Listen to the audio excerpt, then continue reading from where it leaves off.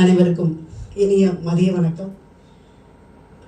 அதாவது நூல் விமர்சனம் வாசிப்பு மராத்தான் இந்த நிகழ்விற்கு இந்த மேடை மிகவும் புதிது.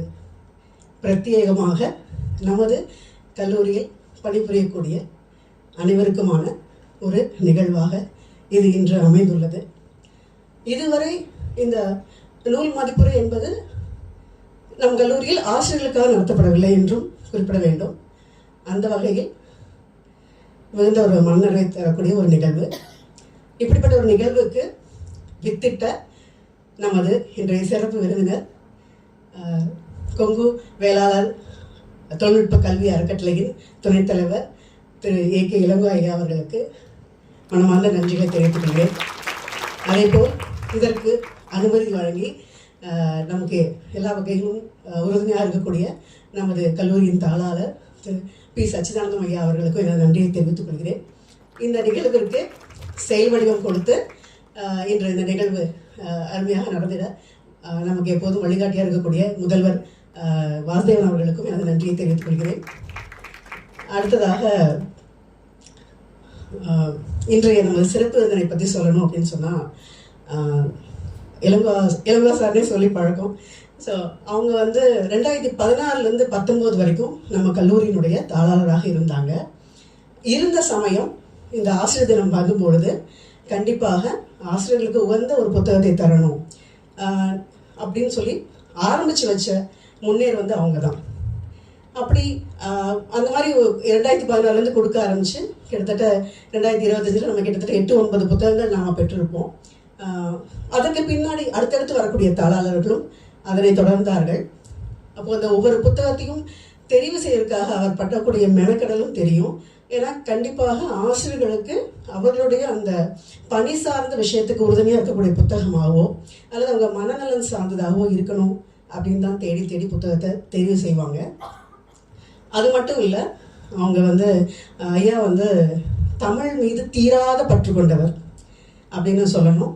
அவர் கல்வியாளர், தொழிலதிபர் அப்படிங்கிறதெல்லாம் ஒரு புறம், இன்னொரு பக்கம் தமிழ் மீது தீராத பற்று கொண்டவர், புத்தகங்களின் காதலர்னே சொல்லலாம். நிறைய புத்தகங்கள் அவரும் வாசிச்சு இருக்கக்கூடியவர். எல்லாத்துக்கும் மேலே அவர் ஒரு கவிஞர். நேரம் கிடைக்கும் போதெல்லாம் அவர் எழுதக்கூடியவரும் கூட கவிதைகள். அப்படிப்பட்ட அவர் இன்னைக்கு நம்ம முன்னாடி வந்திருக்காரு. அவர் முன்னிலையில் இந்த நிகழ்ச்சி நடக்கிறதுக்கு ரொம்ப சந்தோஷம். அடுத்தது இந்த புத்தகத்தை பற்றி சொல்லணும்னா, இன்னைக்கு நிலைமையில் நாம் எல்லாருமே உணர்வு குவியலாக தான் இருக்கோம். உணர்வுகள் அப்படிங்கிறது நம்ம ஆட்கொள்கிறது, சில நேரங்களில் கொள்கிறதுன்னு சொல்லலாம். அப்படி ஒரு விஷயமா இருக்குங்கும் போது நம்முடைய மனநலனை பாதுகாத்துக்கணும், அது ஒரு விஷயம். ரெண்டாவது, நாம் புழங்கிட்டு இருக்கிறது மாணவ கண்மணிகள் நடுவில். அப்போது அவங்க தான் உணர்ச்சி பிளம்பாகவே இருக்கிறவங்க. அப்போ அவர்களை எப்படி நெறிப்படுத்துவது, நல்வழிப்படுத்துவது, அவர்களை கையாள்வது எப்படி, இதெல்லாம் நமக்கு ரொம்ப முக்கியமான விஷயம். அதே போல் நமது மனநலனையும் கையாள்வது ரொம்ப முக்கியமான விஷயம். அதற்கான சரியான புத்தகம் தான் இந்த இட்லியாக இருங்கள், எமோஷனல் இன்டெலிஜென்ஸ் அப்படிங்கிறது. எல்லா வயதினருக்கும் ஏற்ற ஒரு புத்தகம். ஏன்னா என்னுடைய எழுத்தாளர் சோமவள்ளியப்பன் அவர்கள் தன்னுடைய முனைவற்பட்ட ஆய்வே எமோஷனல் இன்டெலிஜென்ஸ் தான் பண்ணியிருக்கார். அப்போ அந்த புத்தகம் தமிழில் வரக்கூடிய முதல் நூல் இது. இதுக்கு அடுத்தது எமோஷனல் இன்டெலிஜென்ஸ் 2.0 வந்திருக்கு 2017. இந்த புத்தகம் 2006 வந்தது. ஸோ அப்படிப்பட்ட இந்த புத்தகத்தை பற்றி வாசித்து நம்முடைய பேராசிரியர்கள் 8 பேர் தங்களுடைய கருத்துக்களை முன்வைக்க உள்ளார்கள். முதலாவதாக ஆங்கிலத்துறையினுடைய தலைவர் முனைவர் கே. பிரபா அவர்களை அழைக்கிறேன்.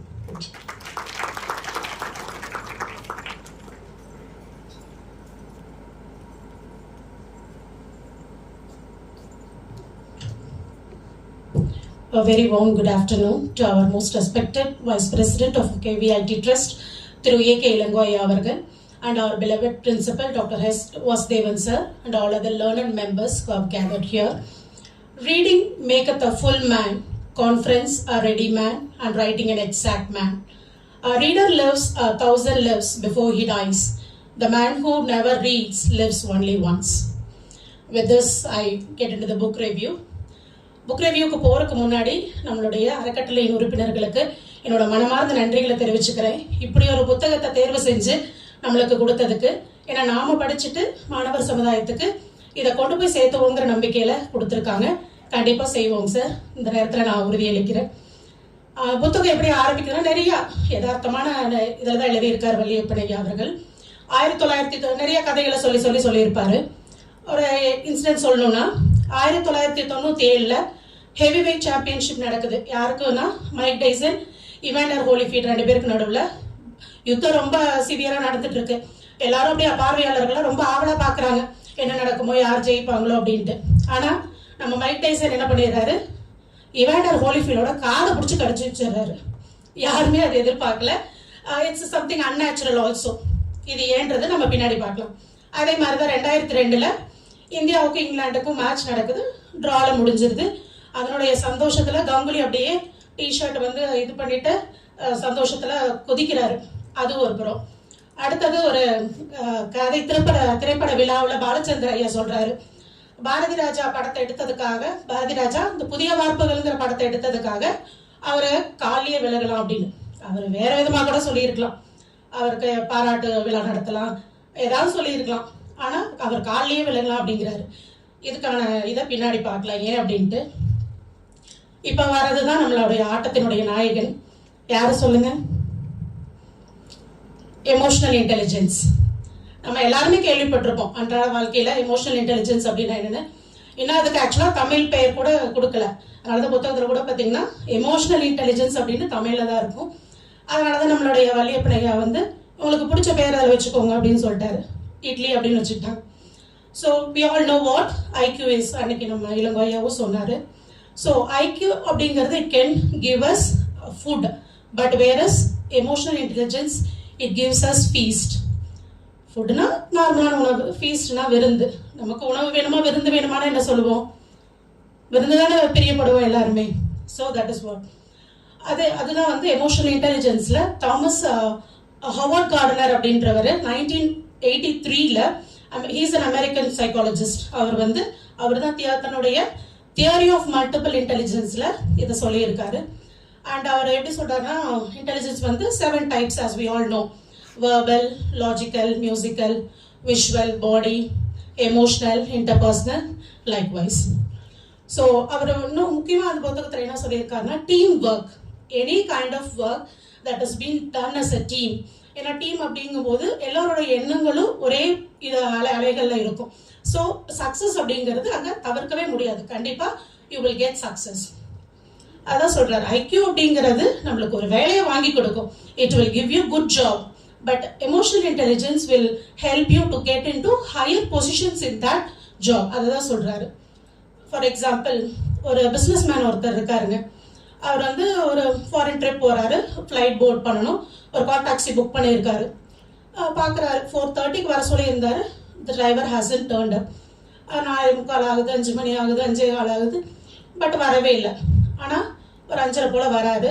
இப்போ நாமளாக இருந்தால் அந்த ஒரு எமோஷன் இதில் என்ன சொல்லுவோம், அப்படியே திட்டிடுவோம், ரொம்ப திட்டி டாக்ஸிவை கூட கேன்சல் பண்ணிவிடுவோம். ஆனால் அவர் அப்படியெல்லாம் எதுவும் பண்ணாமல் பொறுமையாக சரிப்பா போகலாம் அப்படிங்கிறார். அவர் அப்படி இருக்கிற அந்த ரியாக்ஷனை பார்த்துட்டு அந்த டிரைவர் புரிஞ்சுக்கிட்டு கரெக்டான நேரத்துக்கு அவரை கொண்டு போய் சேர்த்திடுறாரு, ஃப்ளைட் மிஸ் ஆகாமல். அப்போ அந்த இடத்துல அவருடைய அந்த பகுத்தறிவை தான் அவர் பயன்படுத்துறாரு. ரொம்ப எமோஷனலாகி கத்தி இது பண்ணி இருந்தாருன்னா கண்டிப்பாக காரியம் கேட்டிருக்கும். So that is how we will also have to handle situations. அதே மாதிரி தான் நிறைய இடங்கள்ல நம்ம எங்கெல்லாம் எமோஷன்ஸை கண்ட்ரோல் பண்ணமோ முடிஞ்ச வரைக்கும் அது ஒரு நொடி நேரம் தான்.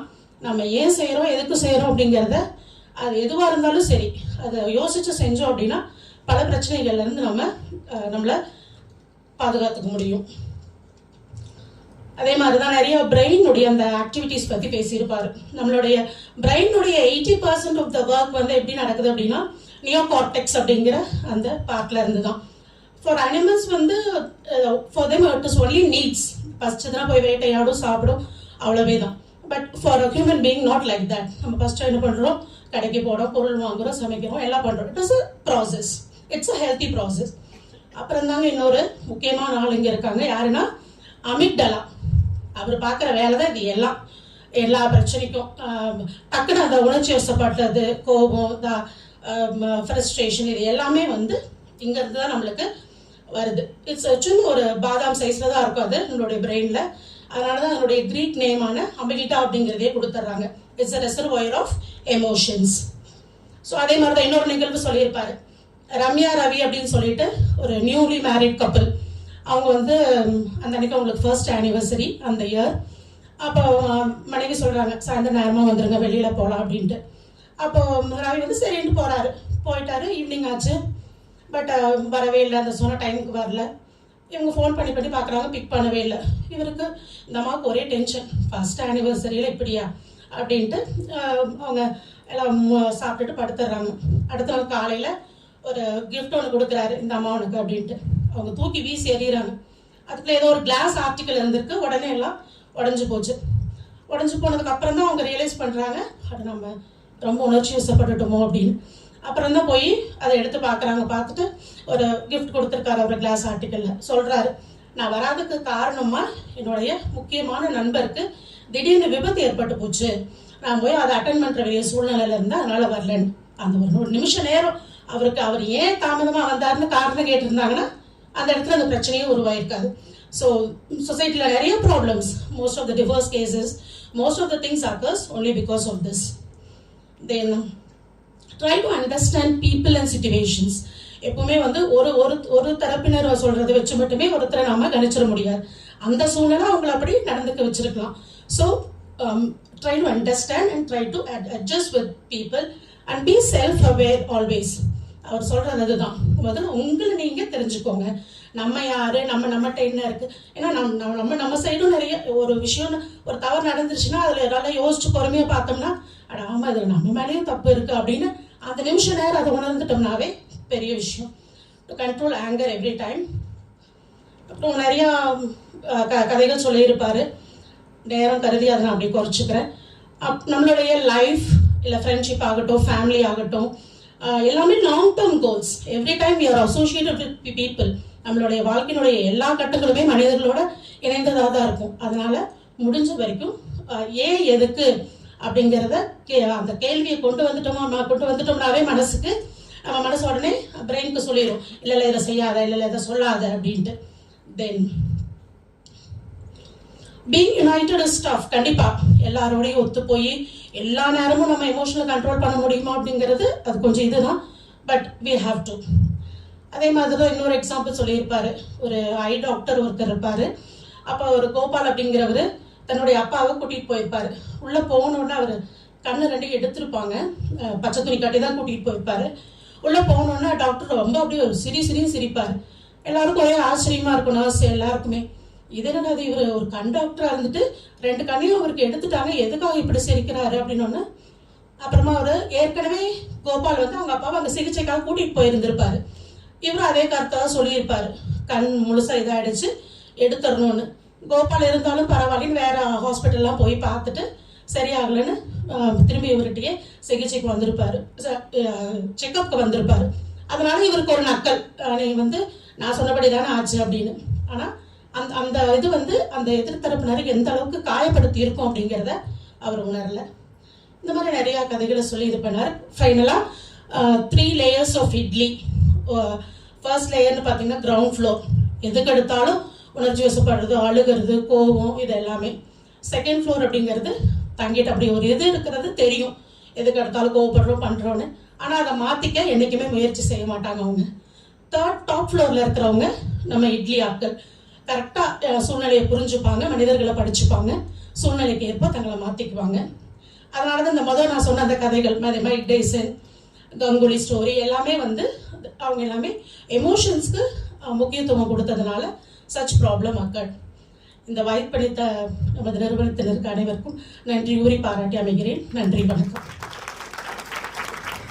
நன்றி பிரபா. அடுத்ததாக நாம் அழைப்பது வணிகவியல் கணினி பயன்பாட்டுத் துறையினுடைய பேராசிரியர் திரு செல்வி தங்கமணி அவர்கள்.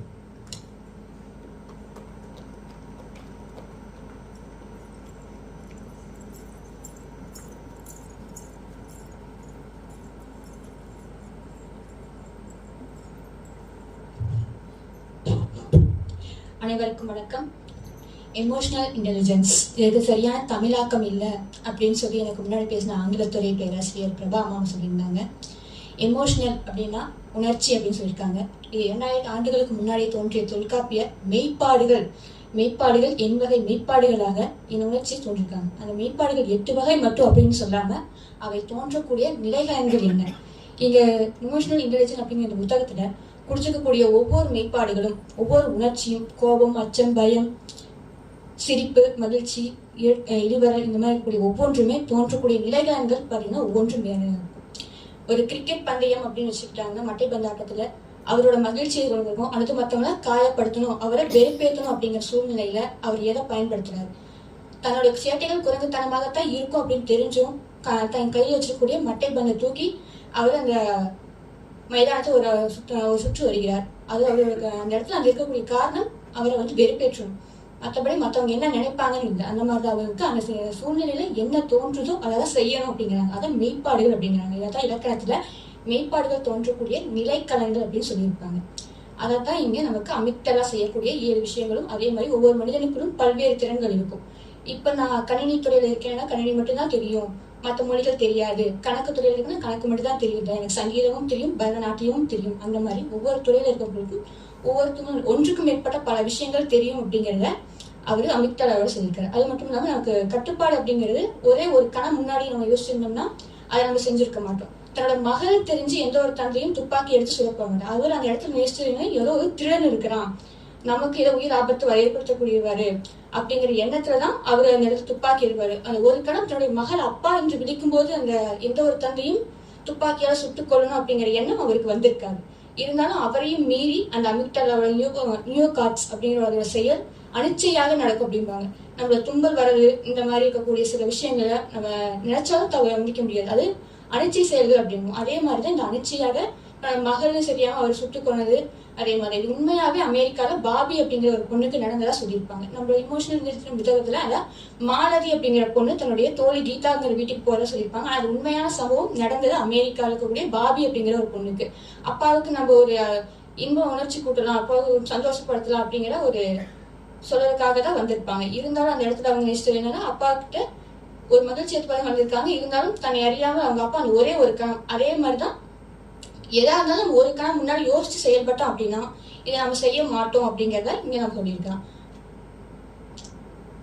மைக் டைசன் ஹோல்ஃபீல்டோட காதை கடிச்சதுக்கு ஒரு கணம் அவரோட தலையில தான் அடிச்சாரு. ஆனா விதி மீறலும் தெரிஞ்சிருக்கும். ஏன்னா இதுக்கு முன்னாடி அவர் பல்வேறு குத்துச்சண்டைகள் போட்டிகளுக்கு அவர் போயிருக்கலாம். ஒரு கணம் யோசிச்சிருந்தாருன்னா அவருடைய அனிச்சையான செயல்களை அவர் கட்டுப்படுத்த முடியும். மனதுக்கு ஒரு கணம் ஒரு முடிச்ச முயற்சி இருந்தாங்கன்னா காரை கடிச்சிருக்க மாட்டாங்க. அதே மாதிரி உமா பாரதி அப்படிங்கிற ஒரு அம்மா பாரதிய ஜனதா கட்சியில இருந்ததா கூறியிருப்பாங்க.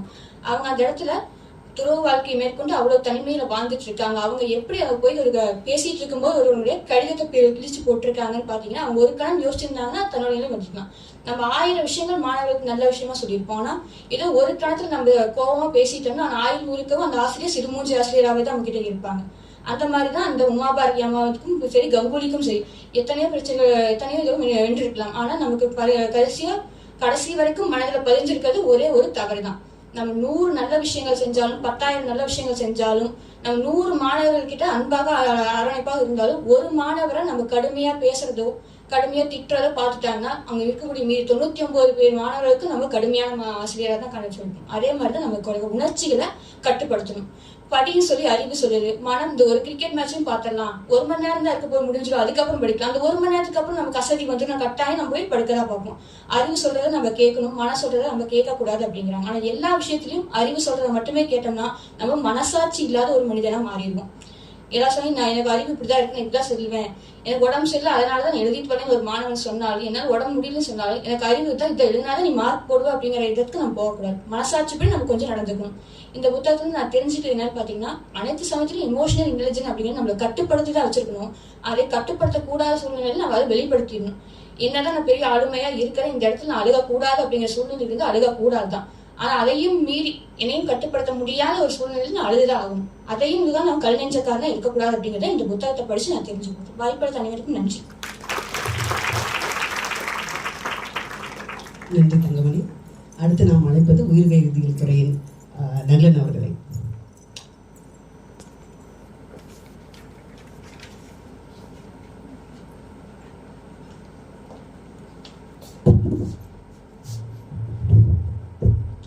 Sir, good afternoon. It's my pleasure to deliver the book review in front of our chief guest, Dr. K. Elango sir, அவர்கள் vice president KVIT trust and அவர் honourable correspondent sir Thiru P. Sachidanandam sir அவர்கள், அவர் beloved principal Dr. H. Vasudevan sir and all our faculty members. I also like to thank Dr. Elango sir for suggesting this wonderful book for Teachers Day gift sir. Thank you. Here நம்ம பார்க்க போகிற book என்னன்னா emotional intelligence. அது கீழே கொடுத்துருப்பாங்க இட்லியாக இருங்கள். அது கீழே ஒரு சின்ன ஸ்டேட்மெண்ட் ஒன்று கொடுத்துருப்பாங்க. சாப்பிடும் இட்லி அல்ல, சிந்திக்க வைக்கும் இட்லி, சாதிக்க வைக்கும் இட்லின்னு ஒரு ஸ்டேட்மெண்ட் கொடுத்துருப்பாங்க. ஓகேங்களா? Like that literature staff wise இல்லாமல் ஒரு காமன் மேன் அந்த புக்கை படித்து எப்படி தெரிஞ்சுக்கிறாங்கிற ஒரு POV நான் சொல்கிறேன். ஓகே, இந்த புக்கு எழுதுனது யாருன்னு பார்த்தீங்கன்னா சோமா வள்ளியப்பன் அவர்கள். இவர் வந்து பார்த்தீங்கன்னா ஒரு தமிழ் எழுத்தாளர், பேச்சாளர், பன்முக திறமை கொண்டவர். 60க்கும் மேற்பட்ட புக் எழுதியிருக்காரு. Like self development, share market, emotional intelligence, time management, personality development, இது மாதிரி நிறையா ஃபீல்டில் வந்து அவர் வந்து புக் எழுதியிருக்காரு. அவரோட ஃபீல்டில் ஒரு கோட் வந்து பார்த்தீங்கன்னா, கோபம், வெறுப்பு, காழ்ப்பு போன்ற உணர்ச்சிகள் எல்லாம் மனிதர்களுக்கு இருக்கத்தான் செய்யும். அவற்றை அடக்கி புத்திசாலித்தனமாக நடந்து கொள்வதன் மூலம் வெற்றி படிக்கட்டுகள் மீது நம்மால் வேகமாக ஏற முடியும். ஸோ அவரோட ஸ்டேட்மெண்ட் இனிஷியலாகவே சொல்லியிருப்பாரு. இதெல்லாம் தனியாக லைக் யார் அந்த உணர்ச்சியை கட்டுப்படுத்துகிறாங்களோ அவங்களால அந்த ஃபீல்டில் வந்து வெல்வர்ஸ்டாக வர முடியும் அப்படின்னு சொல்லியிருக்காங்க. Okay, coming back to emotional intelligence. Okay, நம்ம ஃபர்ஸ்ட் யூனிட்ல ஃபர்ஸ்ட் டாப்பிக்கே எல்லாரும் பேசுனதுக்கு முன்னாடி பேசின 2 ஆத்தர்ஸ் பேசியிருப்பாங்க. Like Mike Tyson and Holyfield. ஏன்னா அதுக்கு முன்னாடி அந்த ஃபைட்டுக்கு முன்னாடி வந்து பார்த்தீங்கன்னா 2 பேர் கிளாஷ் பண்ணியிருப்பாங்க, மைக் டைசன் அண்ட் ஹோலிஃபீல்ட். அப்போ என்ன இருக்குன்னு பார்த்தீங்கன்னா, ஹோலிஃபீல்டு வந்து பார்த்தீங்கன்னா மைக் டைசன் வந்து தோக்கடிச்சிருப்பாரு. திரும்பி அதே மாதிரி இன்னொருக்கா நடந்துடக்கூடாதுன்ட்டு ஹோலிஃபீல்டு வந்து மைக் டைசன் வந்து ஃபேஸ் பஞ்ச் பண்ணும்போது அந்த ஒரு ஸ்பிளிட் செகண்ட் வந்து அவரோட உணர்ச்சிகளை இழந்து அவர் என்ன பண்ணியிருப்பாருன்னா, அவரையும் தாண்டி அவரோட காது கடிச்சிருப்பாரு. இது ஃபர்ஸ்ட். இது ரெண்டாவது பார்த்தீங்கன்னா as like K. Balachander sir இருப்பாரு, வெல்வர்ஸ் டைரக்டர். அவரை கம்பேர் பண்ணும்போது பாரதி ராஜா சார் அடுத்த generation. But Bharathi Raja sir எடுத்த தட் புதிய வார்ப்புகள் அந்த படத்தை பார்த்தீங்கன்னா, அதை பார்த்துட்டு அந்த ஆடியோ லஞ்சில் வந்து சொல்லியிருப்பாரு, இதுக்காக நான் அவர் காலில் கூட விழுகலாம் அப்படின்ட்டு. அது ஒரு உணர்ச்சி வசப்பட்ட ஒரு இடம். அடுத்து வந்து பார்த்தீங்கன்னா டாக்டர் செரியன், 85 வயதான ஒரு டாக்டர் செரியன். அவருக்கு வந்து 50 இயர்ஸ் டாக்டர் எக்ஸ்பீரியன்ஸ் இருக்கு. பட் அப்போ வந்து பார்த்தீங்கன்னா அவர் என்ன நினைச்ச டிசிஷன் எடுத்தாலும் தெரியல, 85வது வயசுல வந்து பில்டிங்ல இருந்து கீழே வந்து சூசைட் பண்ணிக்கிட்டாரு. அடுத்து வந்து பார்த்தீங்கன்னா ஜிவி என்கிற ஜி. வெங்கடேஸ்வரன், வெல்நோன் மணிரத்னம் சாரோட மூத்த சகோதரர். பல படங்களை தயாரிச்சிருக்காரு. நிறைய அனுபவம், தளபதி, அஞ்சலி, அது மாதிரி பல படங்களை தயாரிச்சிருக்காரு. அப்பவும் ஒரு ஏற்ற இறக்கங்கள் பார்த்துருக்காரு. ஆனால் ஒரு நொடி அவர் எடுத்த முடிவு வந்து அவர் ஆஃபீஸில் ஃபேனில் வந்து தூக்கு போட்டு தற்கொலை செஞ்சு கொண்டாரு. அதே மாதிரி தான் கங்குலி அட்லாட்ஸ், இதெல்லாமே வந்து பார்த்தீங்கன்னா அந்த ஒரு செகண்ட் அவங்க எடுக்கிற அந்த உணர்ச்சி வசப்பட்டு அவங்க எடுக்கிறது வந்து பார்த்தீங்கன்னா அந்த முடிவுகள் வந்து அவங்க வந்து அந்த ஒரு செகண்ட்ல இது பண்ணிடுறாங்க. பட் அவங்க சார்ந்தவங்க வந்து அது பல நாள் வந்து பாதிக்குது. சிந்திக்காம செயல்பட்டாங்க. எப்பவுமே சிந்திச்சு செயல்படணும். பட் இவங்க வந்து செயல்பட்டாங்க ஆனா சிந்திக்கல. கோபம், ஆத்திரம், பயம், வெட்கம், துக்கம், மகிழ்ச்சி, இவை அனைத்தும் உணர்வுகள் நாம் சொல்லுவோம். உணர்ச்சி மனித அறிவியலுக்கு ஒரு பங்காளி அப்படின்னு ஒரு ஸ்டேட்மெண்ட் வந்து சோமா வெங்கடேசன் சார் அந்த புக் ஒரு இடத்துல கொடுத்திருப்பாரு. அடுத்து வந்து இந்த எமோஷனல் இன்டெலிஜென்ஸ் பெருசா இருக்கும். ஸோ அவர் வந்து சிம்பிளா வந்து இட்லிங்கிற வேர்டை வந்து யூஸ் பண்ணிட்டாரு. புக் ஃபுல்லாமே இட்லின்னு தான் அவர் சொல்லுவாரு. அங்க அவருக்கு பாண்டியன் ஒரு கேரக்டர் வந்து ரொம்ப பிடிச்சி போயிருக்கு. ஸோ அந்த புக்கு ஃபுல்லாமே பாண்டியனை வச்சு நிறைய கதை சொல்லியிருப்பாரு. ஃபர்ஸ்ட் செகண்ட் சாப்டர் எடுத்துலன்னா பாண்டியன் வச்சு லைக் அவர் ஆஃபீஸ்ல வந்து கூட வேலை செய்யற ஆள் வந்து 2 பேர்த்துக்கும் பிடிக்காது. பட் ஏதோ மிஷின் ஒர்க் ஆகாததுக்கு வந்து பார்த்தீங்கன்னா அவருக்கு கூட இருக்க ஹையர் ஆஃபீஸர் வந்து பார்த்தீங்கன்னா பாண்டியன் வந்து like water cooler work repair பண்ணல. வாட்டர் கூலர் ரிப்பேர் பண்ணாதங்காட்டி அங்கே வேலை செய்ய யாருக்கும் வந்து மைண்ட் ஆஃப் ஆயிடுச்சு. மைண்ட் ஆஃப் ஆனங்காட்டி அவங்க சரியாக ஒர்க் பண்ணல. ஸோ ப்ரொடக்ஷன் வந்து கம்மியாயிருக்குன்னு சொல்லியிருப்பாரு. பட் அந்த இடத்துல பாண்டியன் வந்து கோவப்பட்டு போயிடுவாரு. ஸோ இந்த கோவப்படுறது வந்து அவருக்கு எந்த இடத்துல ரிஃப்ளெக்ட் ஆகும்னு பார்த்தீங்கன்னா அப்ரைசல் வந்து ரிஃப்ளெக்ட் ஆகும். ஸோ அவருக்கு வந்து ப்ராப்பர் ப்ரொமோஷன்ஸ் கிடைக்காது. ஸோ அது மாதிரி சில இது ரெண்டு. அகைன் 4th சாப்டர் வரும்போது வந்து பார்த்தீங்கன்னா அகைன் பாண்டியனோட பையன் வெங்கட் 2 பேர் வருவாங்க. வெங்கட் வந்து பார்த்தீங்கன்னா எக்ஸாம்ல வந்து ஃபெயில் ஆயிருப்பாரு. அவங்க அப்பா காலையில் ஸ்கூலுக்கு போகணும், ஸ்கூல் பஸ்ஸுக்கு போகாமல் அப்பா கூட தான் போகணும்னு வெயிட் பண்ணி போவார். போகும்போது என்ன ப்ரோக்ரஸ் ரிப்போர்ட் சைன் வாங்கல. ஸோ இன்னொரு நைட் சைன் வாங்கலாம், காலையில் சைன் வாங்கலாம். பட் எதுவும் வாங்காமல் அப்போட போயிட்டு இருக்கும்போது அந்த வேலை வந்து ஸ்டாப் பண்ணி சைன் வாங்குறாரு.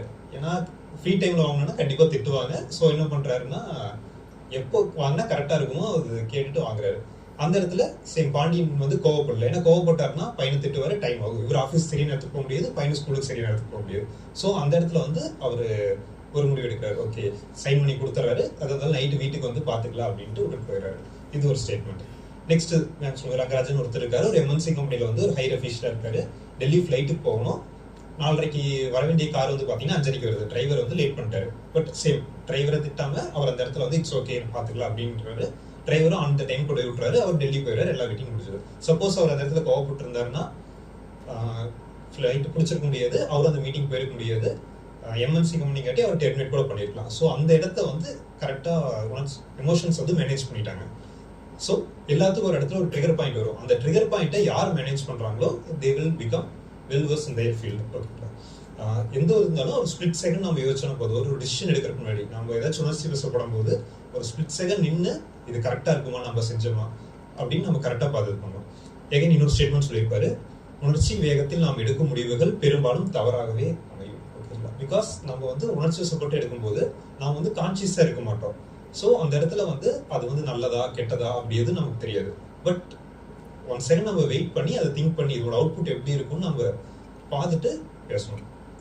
லைக் தென் கம்மிங் ஒரு 8th சாப்டர்ல வந்து என்ன சொல்லியிருப்பாருன்னா, லைக் நம்ம டெண்டுல்கர் சார் பேட்டிங் ஆடிட்டு இருப்பாரு. அப்போ வந்து பார்த்தீங்கன்னா Rawalpindi express Shoaib Akhtar sir bowling போட வருவார்.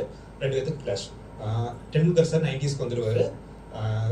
அக்தர் சார் என்ன பண்ணுவாருன்னா ஸ்லெட்ச் பண்ண ஆரம்பிச்சிருவாரு. லைக் நீங்கள் அவ்வளோ பெரிய ஆளா அப்படி இப்படின்னா பவுலிங் போட்டு ஸ்லெட்ச் பண்ணிகிட்டே இருப்பார். எதுக்காகனா அவரை வந்து எமோஷனல் இம்பேலன்ஸ் ஆகி அவர் அவுட் பண்ணணும். பிகாஸ் 90s போகிற வரைக்கும் கான்ஃபிடென்ட்டாக பேட்டிங் ஆடிட்டு இருக்காரு. 100s போகும்போது அது தடுக்கணுங்கிறதுக்காக என்ன பண்ணுறாருன்னு பார்த்தீங்கன்னா லைக் ஸ்லெட்ஜிங் பண்ண ஆரம்பிக்கிறாரு. பட் இந்த இடத்துல டெண்டுல்கர் என்ன பண்ணுறாருன்னா உணர்ச்சி வசப்படாமல் பகுத்தறிவை யூஸ் பண்ணி ஓகே அப்படின்ட்டு காமாக இருக்கிறார். அந்த ஸ்டேட்மெண்ட் எதுவுமே ஒரு உள் வாங்கிக்கல. அவர் வந்து விளையாடுறது பேட்டிங் ஆடுறதுக்கு வந்திருக்கேன், நான் வந்து இந்தியாவுக்கு ஸ்கோர் பண்ண வந்திருக்கேன்ட்டு அவர் காமாக இருந்து அவர் வந்து ஸ்கோர் பண்ணுறாரு, செஞ்சுரி அடிக்கிறாரு. அந்த மேட்ச் வந்து இந்தியா வின் பண்ணுது. ஸோ இந்த இடத்துல வந்து பார்த்தீங்கன்னா அவர் வந்து எமோஷனலாக எந்த ஒரு முடிவு எடுக்காமல் அந்த எமோஷன்ஸை வந்து கண்ட்ரோல் பண்ணிட்டு அவர் வந்து நாடு தான் முக்கியம் அப்படின்ட்டு காமாக பேட்டிங் ஆடுறாரு. ஒரு ஸ்டேட்மெண்ட். அட்லாஸ்ட் நம்ம ஆத்தர் என்ன சொல்லியிருப்பாருன்னு பார்த்தீங்கன்னா ஒரு ஸ்டேட்மெண்ட் கொடுத்துருப்பாரு. அந்த புக்கோட கடைசி பேரா, மனம் எத்தனை ஆசை காட்டினாலும் அதை தூர தள்ளி வைத்து விட்டு அறிவின் பேச்சை எப்போது கேட்க ஆரம்பிக்கிறோமோ அக்கணத்தில் நாம் இட்லியாக வெற்றி அடைகிறோம். ஸோ நமக்கு வந்து மைண்ட் வந்து நிறைய தாட்ஸ் கொடுக்கும். பட் அது வந்து அறிவியல் பூர்வம் நம்மளால செய்ய முடியுமா, அது வந்து செஞ்சா எல்லாத்துக்கும் நல்லது நடக்குமான்னு பார்த்துட்டு நம்ம செஞ்சோம்னா we all will good. இது மூலமா ஆத்தர் வந்து என்ன சொல்ல வர்றாருன்னு பார்த்தீங்கன்னா நமக்கு வந்து மைண்ட் வந்து மல்டிபிள் தாட்ஸ் வந்து கொடுத்துட்டே இருக்கும். But we need to be emotionally stable, emotionally intelligent இருக்கணும். IQ இருந்தால் மட்டும் இன்டெலிஜென்ட் கிடையாது. EQ emotionally intelligent இருக்கிற person with along with IQ தான் அவங்க இந்த ஃபீல்ட்ல சக்சஸ் ஆவாங்க. Thank you for this opportunity. நன்றி முருகன். அடுத்து நாம் அழைப்பது தமிழ் துறையின் பேராசிரியர் முனைவர் ப. சங்கீதா அவர்கள்.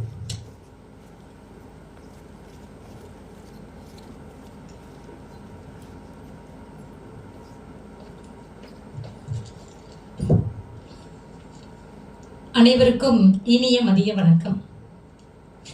இந்த சிறப்பான நிகழ்வுக்கு வருகை புரிந்துள்ள KVIT ட்ரஸ்டின் துணைத் தலைவர் உயர் திரு AK இளங்கோ ஐயா அவர்களுக்கு என்னுடைய பணிவான வணக்கத்தை தெரிவித்துக் கொள்கிறேன். மேலும் நம் கல்லூரியின் முதல்வர் முனைவர் H. வாசுதேவன் ஐயா அவர்களுக்கும் பணிவான வணக்கத்தை தெரிவித்துக் கொள்கிறேன். மேலும் இந்நிகழ்வுக்கு ஆர்வத்துடன் வந்திருக்கும் துறைத் தலைவர்கள் அவர்களையும் பேராசிரியர்கள் அவர்களுக்கும் என் அன்பான வணக்கத்தை தெரிவிக்கின்றேன். புத்தகம் உலகில் சாகா வரம் பெற்றது புத்தகங்கள். மனிதன் கண்டுபிடித்த படைப்புகளிலே மிகச் சிறப்பானது புத்தகம் அப்படின்னு ஐன்ஸ்டைன் சொல்லியிருக்காரு. எத்தனையோ மனிதர்களுடைய வாழ்க்கையை திருப்பி போட்டது புத்தகம். கட்டாயம் நமக்கு தெரியும். அந்த அடிப்படையில இந்த எமோஷனல் இன்டெலிஜென்ஸ் அப்படிங்கிற இந்த புத்தகத்துல என்னுடைய பார்வை நான் எப்படி பார்த்தேன் அப்படிங்கிறத மட்டும் இந்த இடத்துல நான் பதிவு பண்ண விரும்புறேன். கண்டிப்பா இந்த புத்தகத்துல பாத்தீங்க அப்படின்னம்னா நிறைய செய்திகள் ஆசிரியர் சோம வள்ளியப்பன் அவர்கள் சொல்லியிருக்காங்க. கண்டிப்பா அவரை பத்தி இங்க சொல்லியே ஆகணும். சிறந்த ஒரு பேச்சாளர், அதே மாதிரி தன்னம்பிக்கை சார்ந்த பேச்சுக்களை மாணவர்களுக்கு தரக்கூடியதில் வல்லவர், எண்ணற்ற தமிழ் மற்றும் ஆங்கில புத்தகங்களை 60க்கும் மேற்பட்ட புத்தகங்களை எழுதிய சிறப்புக்குரியவர். இந்த குறிப்பா இந்த புத்தகத்துல இவர் சொன்ன விஷயம் எனக்கு ரொம்ப பிடித்தமான ஒரு விஷயம் என்ன அப்படின்னம்னா, கதை வழியாக பல கருத்துக்களை மிக அழகாக தெளிவாக சொல்லியிருக்காரு. எனக்கு முன்னாடி பேசினவங்க சொல்லியிருப்பாங்க, நீங்க அதை கேட்டிருப்பீங்க. அதுவும் இதுல ஒரு குறிப்பிடப்பட்ட விஷயம் என்ன அப்படின்னா, எந்த கதையும் கற்பனை அல்ல, அதுதான் முக்கியம். எல்லாமே நடந்தது அந்த ஆண்டோடு, அந்த நிகழ்வோடு, அந்த நபரினுடைய பெயர்களை, ஒரு சில விஷயம் மட்டும் பேரை மாத்திருப்பாரு. அப்ப அந்த கதைகள் மூலமாக ஒரு விஷயம் நம்மளுடைய மனதிற்குள் போச்சு அப்படின்னம்னா அந்த விஷயம் கண்டிப்பா நம்மளுடைய மனதை விட்டு அகலாது. அது ரொம்ப சிறப்பா இருக்கும். இந்த ஆசிரியர் புத்தகத்தை ஒவ்வொன்றையும் ஒவ்வொரு இதா நான் வாசிக்கும் போது அது ரொம்ப உணர்ந்தேன். அது மட்டும் இல்லாம இந்த கதைகள் அப்படிங்கிறது ரொம்ப ஒவ்வொரு கதைகளுமே பாத்தீங்க அப்படின்னம்னா பாதியோட அவர் நிறுத்தல. ஒரு இடத்துல சொன்னாரு அப்படின்னம்னா அடுத்த கட்டத்துல அந்த கதையினுடைய தாக்கத்தை அப்படியே கொண்டு போய் அதற்கான முடிவு என்ன, எப்படி இருந்திருக்கலாம் அப்படிங்கறத முடிச்சிருப்பார். இந்த நிகழ்வு வந்து இந்த புத்தகத்துல எனக்கு ரொம்ப ஒரு பிடித்தமான ஒரு நிகழ்வுன்னே சொல்லலாம். அது மட்டும் இல்லாம இப்போ எமோஷனல் இன்டெலிஜென்ஸ் அப்படின்னம்னா அதற்கான ஒரு நல்ல ஒரு என்ன சொல்றது அப்படின்னா விளக்கம் அப்படின்னம்னா உணர்வு பற்றிய புத்திசாலித்தனம். இப்ப இது ரெண்டு வகையா நம்ம இதை வந்து சொல்ல முடியும். ஒண்ணு, நம்முடைய உணர்வுகளை நாம் எப்படி திறம்பட புரிந்து கொள்வது. இன்னொன்னு பாத்தீங்க அப்படின்னம்னா மற்றவர்களுடைய உணர்வுகளை வந்து எப்படி நாம புரிஞ்சுக்கிறது. ஏன்னா நம்மளுடைய உணர்வுகளே நம்ம சில சமயங்கள்ல தெளிவா புரிந்து கொள்ள முடிவதில்லை, இதுல மற்றவர்களுடைய உணர்வுகள். அப்ப இதைத்தான் இவர் எமோஷனல் இன்டெலிஜென்ஸ் அப்படிங்கிறது நிறைய கதைகளின் வாயிலாக நமக்கு எடுத்து காட்டியிருக்காங்க. இப்போ ஒரு 2 கதையை மட்டும் உங்ககிட்ட பகிர்ந்துக்கலாம்னு நினைக்கிறேன். அதாவது மருத்துவர் செரியன் அப்படிங்கிறவரு சிறந்த ஒரு இருதய சிகிச்சை நிபுணர், 50 ஆண்டுகளுக்கு மேல நல்ல ஒரு பணிபுரிஞ்சவர். ஆனா ஒரு குறிப்பிட்ட 85 வயதுல தற்கொலை செஞ்சிருக்காரு. இது ஒரு நிகழ்வு. அடுத்தது பாத்தீங்க அப்படின்னம்னா ஜிவி வெங்கடேஷன் அப்படின்னு ஒரு திரைப்பட இயக்குனர், சிறப்பானவர், பல ஏற்றங்களையும் இறக்கங்களையும் திரைப்படத்துல பார்த்தவர். ஆனா அவரும் தற்கொலை செஞ்சிருக்காரு. அப்ப இந்த 2 நிகழ்வுகளை பார்க்கும் பொழுது அவர்கள் இப்படி செஞ்சிருக்காங்களா, ஆனா அதுக்கு முன்னாடி அவங்க அதை யோசிச்சிருக்க மாட்டாங்க. கண்டிப்பா நம்ம செய்வோமா அப்படின்னு அவங்களுக்கு தெரியாது. ஆனா அதுக்கு முன்னாடி சிந்திக்காம விட்டாங்க. அப்ப இந்த இடத்துலதான் அந்த எமோஷனல் இன்டெலிஜென்ஸ் அப்படிங்கிறது தேவை அப்படிங்கறது இவர் ரொம்ப அழகா எடுத்துக்காட்டுறாரு. இன்னொன்னு பாத்தீங்கன்னா அவர்களை சார்ந்தவர்கள் அப்படிங்கிறவங்க கண்டிப்பா இதுல பாதிக்கப்பட்டிருப்பாங்க. அந்த அதிர்வு அவர்களுடைய மனதை விட்டு அகழ்வதற்கு ரொம்ப காலம். அப்ப இந்த ஒரு நிகழ்வை சொல்லியிருக்காரு. அடுத்தது நம்மளுக்கு எல்லாருக்கும் தெரிஞ்ச ஒரு விஷயம்தான், அனிதா அப்படிங்கிற அந்த நீட் தேர்வுல அரியலூர் மாவட்டத்தை சேர்ந்த அந்த பொண்ணு பாத்தீங்கன்னா நல்ல மதிப்பெண் தான், ஆனா இறந்துருச்சு. அப்போ அந்த மாதிரி இளைய தலைமுறையினர்கள்ட்ட இந்த மாதிரி புத்தகங்கள் சேர்ந்திருந்தது அப்படின்னா கண்டிப்பா அந்த பொண்ணெல்லாம் இறந்திருக்காது. உண்மை அதுதான். கண்டிப்பா இந்த புத்தகம் பாத்தீங்கன்னா மாணவர்களுடைய கையில கண்டிப்பா போகணும், அவர்கள் படித்து இதனுடைய தாக்கங்களை உள்வாங்கணும். இன்னைக்கு பொதுவா பாத்தீங்கன்னா நம்ம சின்ன வயதிலேயே வந்து குழந்தைகளை அம்மா அப்பா நல்லா வழிகாட்டுறாங்க, இப்படி நடக்கணும், இப்படி பேசணும், இப்படி இருக்கணும் எல்லாமே சொல்றாங்க. ஆனா அந்த டீனேஜ் அப்படின்னு வரும்போது பாருங்க, நாம சொல்றது எல்லாமே கசக்கும். அப்போ அவர்களுடைய கையில் தவழக்கூடிய ஒரு புத்தகமாக இதை நம்ம கொடுத்தோம் அப்படின்னம்னா அதுவும் கதை வழியாக இருக்குது. அதுதான் இந்த புத்தகத்தினுடைய பெரிய சிறப்புனே சொல்லலாம். அந்த கதை வழியாக படிச்சு கடைசியா அந்த கதைக்கு ஒவ்வொன்றுக்கும் என்னென்ன ஒரு முடிவு என்ன அப்படிங்கறத ரொம்ப அழகா சொல்லியிருப்பார். அப்போ நாம சொல்றது அப்படிங்கறத விட இந்த புத்தகத்தின் வழியாக இளைஞர்களுக்கு சேர்த்தோம் என்றால் கட்டாயம் ஒரு நல்ல நிலை, அதாவது அந்த உணர்ச்சிகளை பற்றி சரியாக புரிஞ்சுக்குவாங்க. கண்டிப்பா அந்த மாணவர்கள் வெற்றி அடைவதற்கு இந்த புத்தகம் அப்படிங்கிறது ஒரு சிறந்த வழிகாட்டி அப்படின்னு சொல்லலாம். பெற்றோர்கள் வழிகாட்டுறாங்க, ஆனா அந்த குறிப்பிட்ட வயதுக்கு மேல் அவர்கள் தடுமாறும் பொழுது இந்த புத்தகங்கள் வாயிலாக நாம் சொல்வது அப்படிங்கிறது ரொம்ப சிறப்பா இருக்கும். அடுத்தது பாத்தீங்க அப்படின்னா எனக்கு முன்னாடி வந்தவங்க எல்லாம் சொன்னாங்க அந்த அமித்லா, கண்டிப்பா ரொம்ப ஒரு சிறப்பான விஷயம். இந்த நூல் எனக்கு பிடிச்ச ஒரு விஷயம்னே இதை சொல்லலாம். அந்த மூளையினுடைய ஒரு பகுதியில இருக்கு பாதாம் பருப்பு மாதிரி அப்படின்னு இவர் சொல்லியிருப்பாரு. அதாவது இந்த ஒரு பகுதி நமக்கு இல்லை அப்படின்னம்னா எந்த உணர்வுகளுமே நமக்கு இல்லை அப்படிங்கிறதுக்கு அமெரிக்காவில் ஒரு ஆராய்ச்சியே பண்ணியிருக்காங்க. ரொம்ப வியப்பாவே இருந்தது எனக்கு. என்ன அப்படின்னம்னா நம்மளுக்கு ஏற்படக்கூடிய கோபங்கள், அதே பார்த்தீங்க அப்படின்னா பயம், அடுத்தது மகிழ்ச்சி, வேற எந்த ஒரு அன்பு, கருணை, எந்த ஒரு உணர்வுக்கும் அடிப்படை இதுதான். அது மட்டும் இல்லாம மனித உணர்வுகளினுடைய ஸ்பெஷலிஸ்ட் அப்படின்னு இவர் வந்து சொல்லியிருக்காரு. ரொம்ப நல்லா இருந்துச்சு. அது மட்டும் இல்லாம அமெரிக்காவில் இதை பற்றி ஒரு ஆராய்ச்சி செஞ்சிருக்காங்க. என்ன ஆராய்ச்சி அப்படின்னா, ஒரு இளைஞன் அவனுக்கு வந்து ஒரு ஆப்ரேஷன் பண்ணி அந்த மூளையில இருக்கக்கூடிய இந்த ஒரு பகுதியை மட்டும் எடுத்திருக்காங்க. ஆனா இந்த ஆப்ரேஷனால அவனுக்கு எந்த ஒரு பாதிப்போ எதுவுமே ஏற்படாது அப்படின்னு. ஆனா அதுக்கு முன்னாடி அவன் மற்றவர்கள் கூட நல்ல இயல்பா பேசி அன்பா நல்லா இருக்கான். ஆனா அந்த ஆப்ரேஷனுக்கு அப்புறம் அவன் வந்து அவங்களுடைய அம்மா அப்பா உறவினர்கள்ட்ட எல்லாம் சற்று விலகியே இருக்கான். யார்கிட்டயும் போய் எதுவும் பேசல. அவங்க அம்மாவே வந்து நான் தான் அவங்க அம்மா, என்னப்பா பேசு அப்படின்னா ஓகே பரவாயில்ல இப்படி இருக்கான். அப்போ அந்த அமிக்லா அப்படிங்கிறது நம்மளுடைய உணர்வுகளுக்கு எப்படி அப்படிங்கறத ரொம்ப தெளிவா சொல்லியிருந்தாரு. அப்போ நாம ஒவ்வொரு கணமும் நம்ம ஒரு உணர்ச்சி வசப்படும் பொழுது இந்த அமிக்லா அப்படிங்கிறது எப்படிங்கறத ரொம்ப தெளிவா சொல்லியிருந்தாரு. இன்னொரு நிகழ்வு இதுல கொண்டு வந்திருப்பாரு. காந்தியடிகள் வந்து சிறைச்சாலையில இருக்கும் பொழுது அவருக்கு வந்து ஒரு சிறை காவலர் அவருடைய கால் போட்டிருக்கிற பூட்ஸ் மூலியமா அவரை எட்டி உதைப்பாரு. உடனே அந்த இடத்துல காந்தியடிகள் ரொம்ப பக்குவானா, ஏன்னா அகிம்சையே அவருடைய வழி இல்லையா, என்ன பண்றாரு அப்படின்னம்னா தன்னுடைய கையாலேயே அவருக்கு ஒரு செருப்பு தைச்சு தர்றாரு.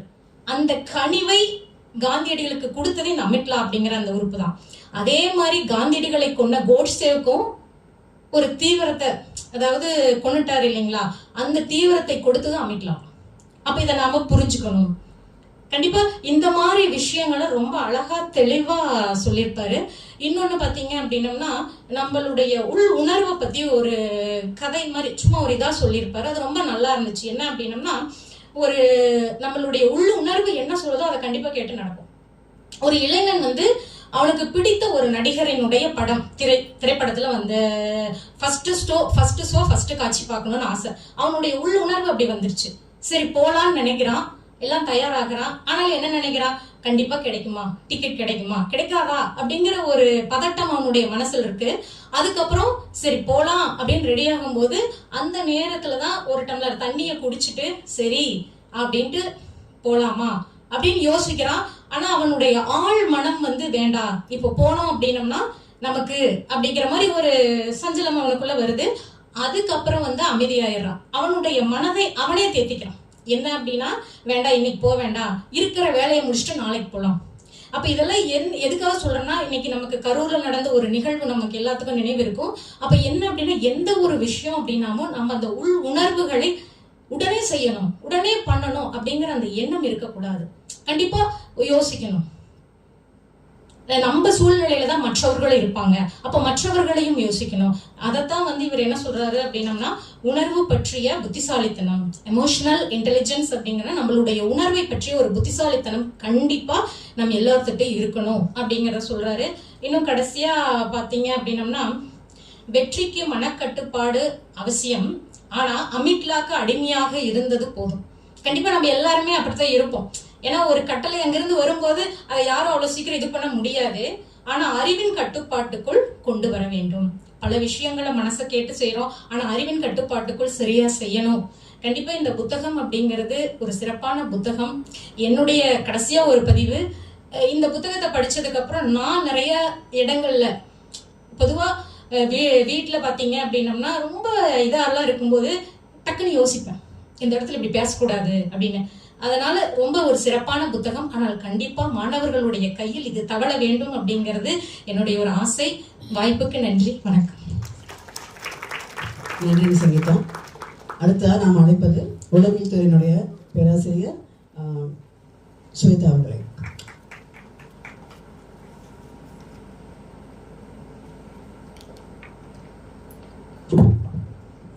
Good afternoon to one and all present here. I would like to thank our Vice President of KVIT Trust for presenting this book for us, and I would like also thank our HOD Dr. V. Anbumani ma'am for encouraging me to do this review. And here I'm with great happiness that I'm reviewing this book.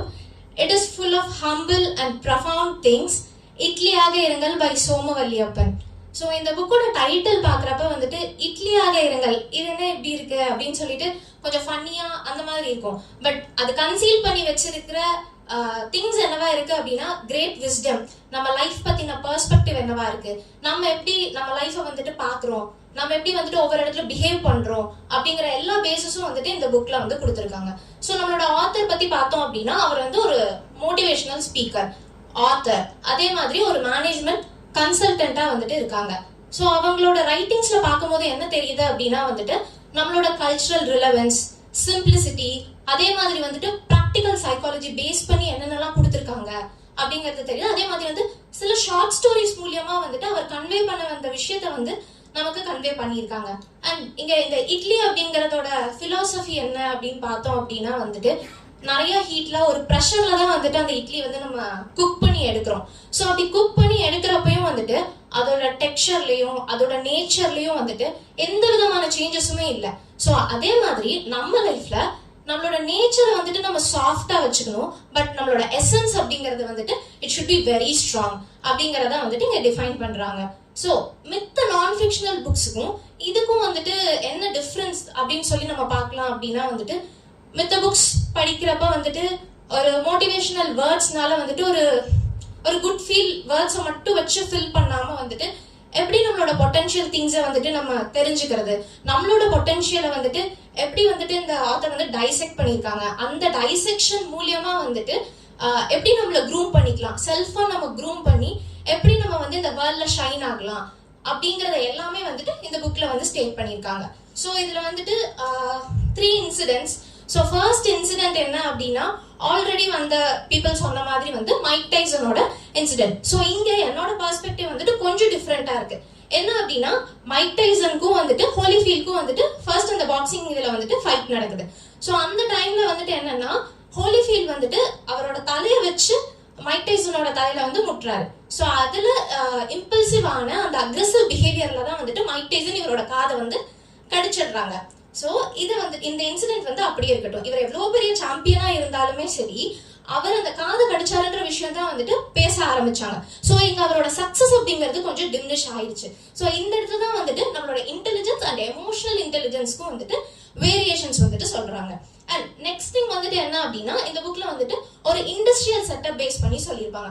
ஒரு low level எம்ப்ளாயியா ஒருத்தர் வந்துட்டு இருப்பாரு. So அவர் ரொம்ப hard work பண்ணியிருப்பாரு, அவரால் வந்துட்டு மேல வரவே முடியாது. பட் எப்படியோ ஸ்ட்ரைக் பண்ணி அவர் மேல வந்துருவாரு.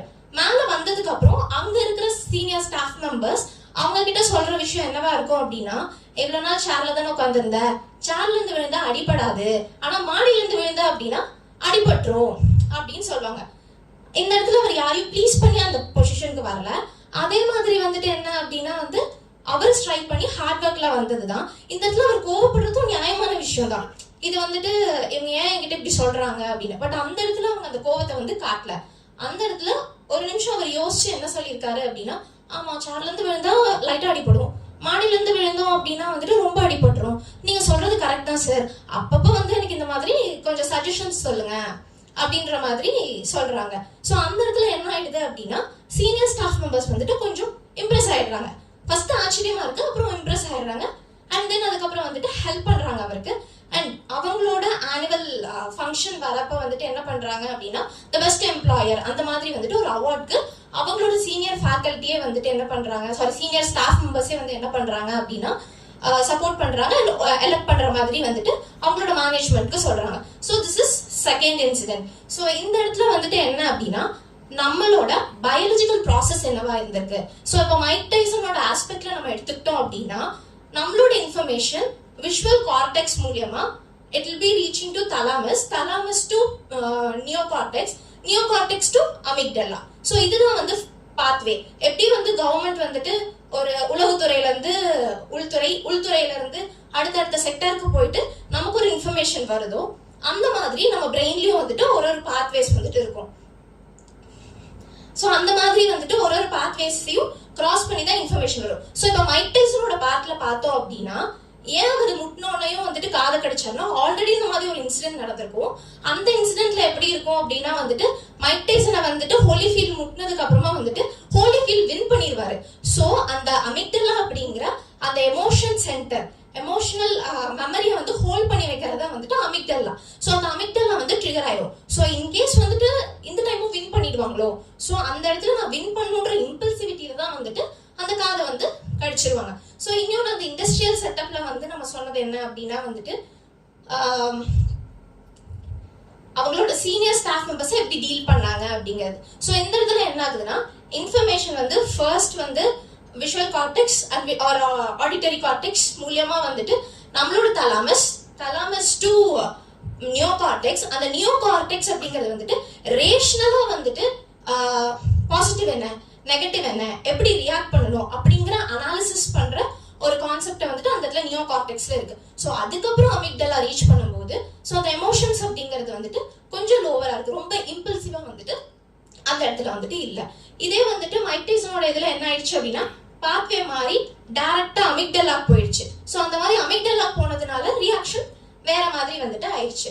அண்ட் இன்னொரு திங் என்ன அப்படின்னா வந்துட்டு இந்த நியோகார்டெக்ஸ் அப்படிங்கிறது வந்து கொஞ்சம் கொஞ்சமா தான் வந்துட்டு ஹியூமனுக்கு டெவலப் ஆயிருக்கு. இது வந்து சார்ல்ஸ் டார்வின் அவரோட எக்ஸ்பெரிமெண்ட்ல சொல்லியிருப்பாங்க. ஹோமோசாப்பியன்ஸ் வந்து டெவலப் ஆகும்போது கொஞ்சம் கொஞ்சமா நியோகார்டெக்ஸ் வந்து டெவலப் ஆயிருக்கும்.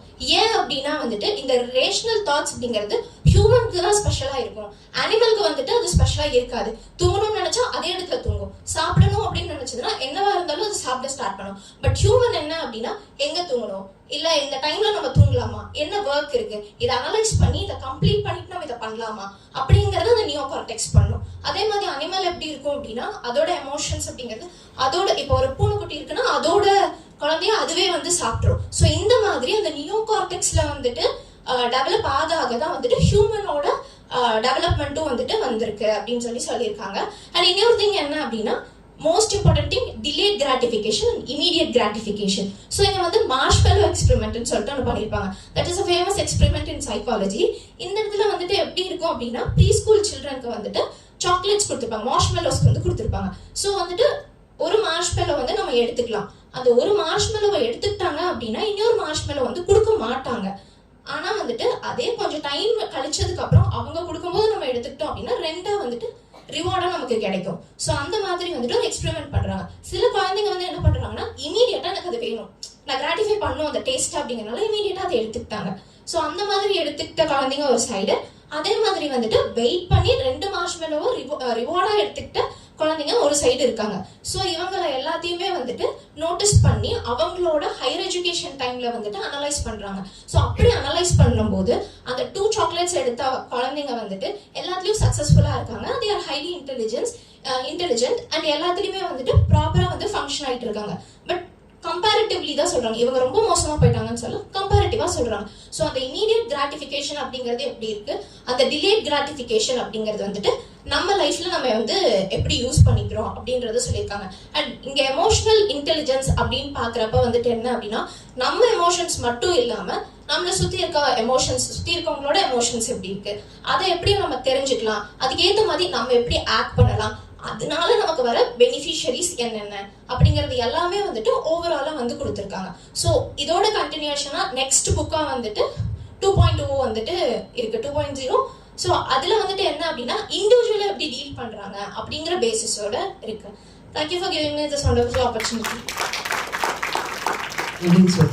அடுத்ததாக நாம் அழைப்பது வணிகவியல் மேலாண்மை துறையினுடைய பேராசிரியர் முனைவர் மஞ்சு அவர்களை.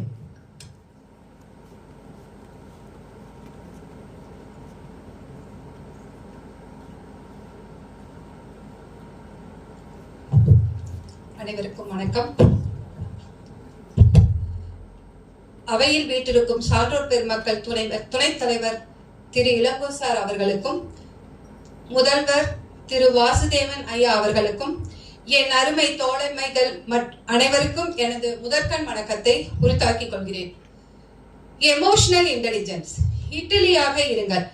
இது சாப்பிடும் இட்லி அல்ல, சாதிக்க வைக்கும் இட்லி. ஆசிரியர் சோமவல்லியப்பன். ஆசிரியர் பத்தி ஒரு சின்ன குறிப்பு சொல்லிதான் ஆகணுங்க. இவர் வந்து தொலைக்காட்சி மற்றும் பத்திரிகை ஊடகங்களில் தொடர்ந்து இயங்கி வந்துட்டு இருக்காரு. இவரோட பல நூல்கள் பாத்தீங்கன்னா பல துறைகள்ல வந்து பங்கு சந்தை வர்த்தகம், பொருளாதாரம், உணர்வு மேலாண்மை, மனித நல மேம்பாடு, நிதி நிர்வாகம் அப்படின்னு சொல்லிட்டு நிறைய புத்தகங்களை எழுதியிருக்காங்க. இவரை பாத்தீங்க அப்படின்னா எமோஷனல் இன்டெலிஜென்ட் என்ற தலைப்புல வந்து ஆய்வு கட்டுரை சமர்ப்பித்து சென்னை பல்கலைக்கழகத்துல PhD பட்டம் பெற்றிருக்கிறாருங்க. அதே மாதிரி எமோஷனல் இன்டெலிஜென்ஸ் பேஸ் பண்ணி அமெரிக்க ஆராய்ச்சியாளர் சைக்காலஜிஸ்ட் டேனியல் கோல்மன் எழுதிய புக்கையும் வாசிச்சு நிறைய விஷயங்களை அறிந்து கருத்துக்களை எழுதியுள்ளாருங்க. அடுத்து பாத்தீங்கன்னா இவர் வந்து XLRI என்ற புகழ்பெற்ற மேலாண்மை கல்வி நிறுவனத்துல வந்துட்டு எமோஷனல் இன்டெலிஜென்ட் பயிற்சிக்காக இந்த புக்கு எழுதுறதுக்கு 5 வருடங்களுக்கு முன்பு அங்க சென்றிருக்காருங்க. அப்ப பாத்தீங்க அப்படின்னா அங்க அவருக்கு நிறைய அனுபவம் கிடைச்சிருக்கு. அங்க கிடைச்சது வந்து ரொம்ப ஆச்சரியப்படவும் வைத்திருக்கு. சோ இத வந்து நம்ம தமிழ் வாசகர்களுக்கு கொண்டு செல்லணும் அப்படின்னு சொல்லிட்டு கிழக்கு பதிப்பகத்துக்கு 2006ல இந்த புக்கை அச்சிட்டாருங்க. இவர் வந்து இந்த புக்ல வந்து எமோஷனல் இன்டெலிஜென்ஸ் அப்படின்னு சொல்லிட்டு பேரு வச்சு ஃபர்ஸ்ட் வந்து ஒரு போட்டோ போட்டிருக்காங்க, இட்லி போட்டோ போட்டிருக்காங்க. அப்ப பாத்தீங்கன்னா சமையல்துறை கேட்டலாக்ல வந்து உள்ள போயிடுச்சுங்களாமா. அப்புறம் உடனே இல்ல வேண்டாம் அப்படின்னு சொல்லிட்டு நம்ம இந்த நீங்க எல்லாரும் பார்த்திருப்பீங்க அட்டையில உள்ள இந்த ஃபேஸ போட்டிருக்காரு.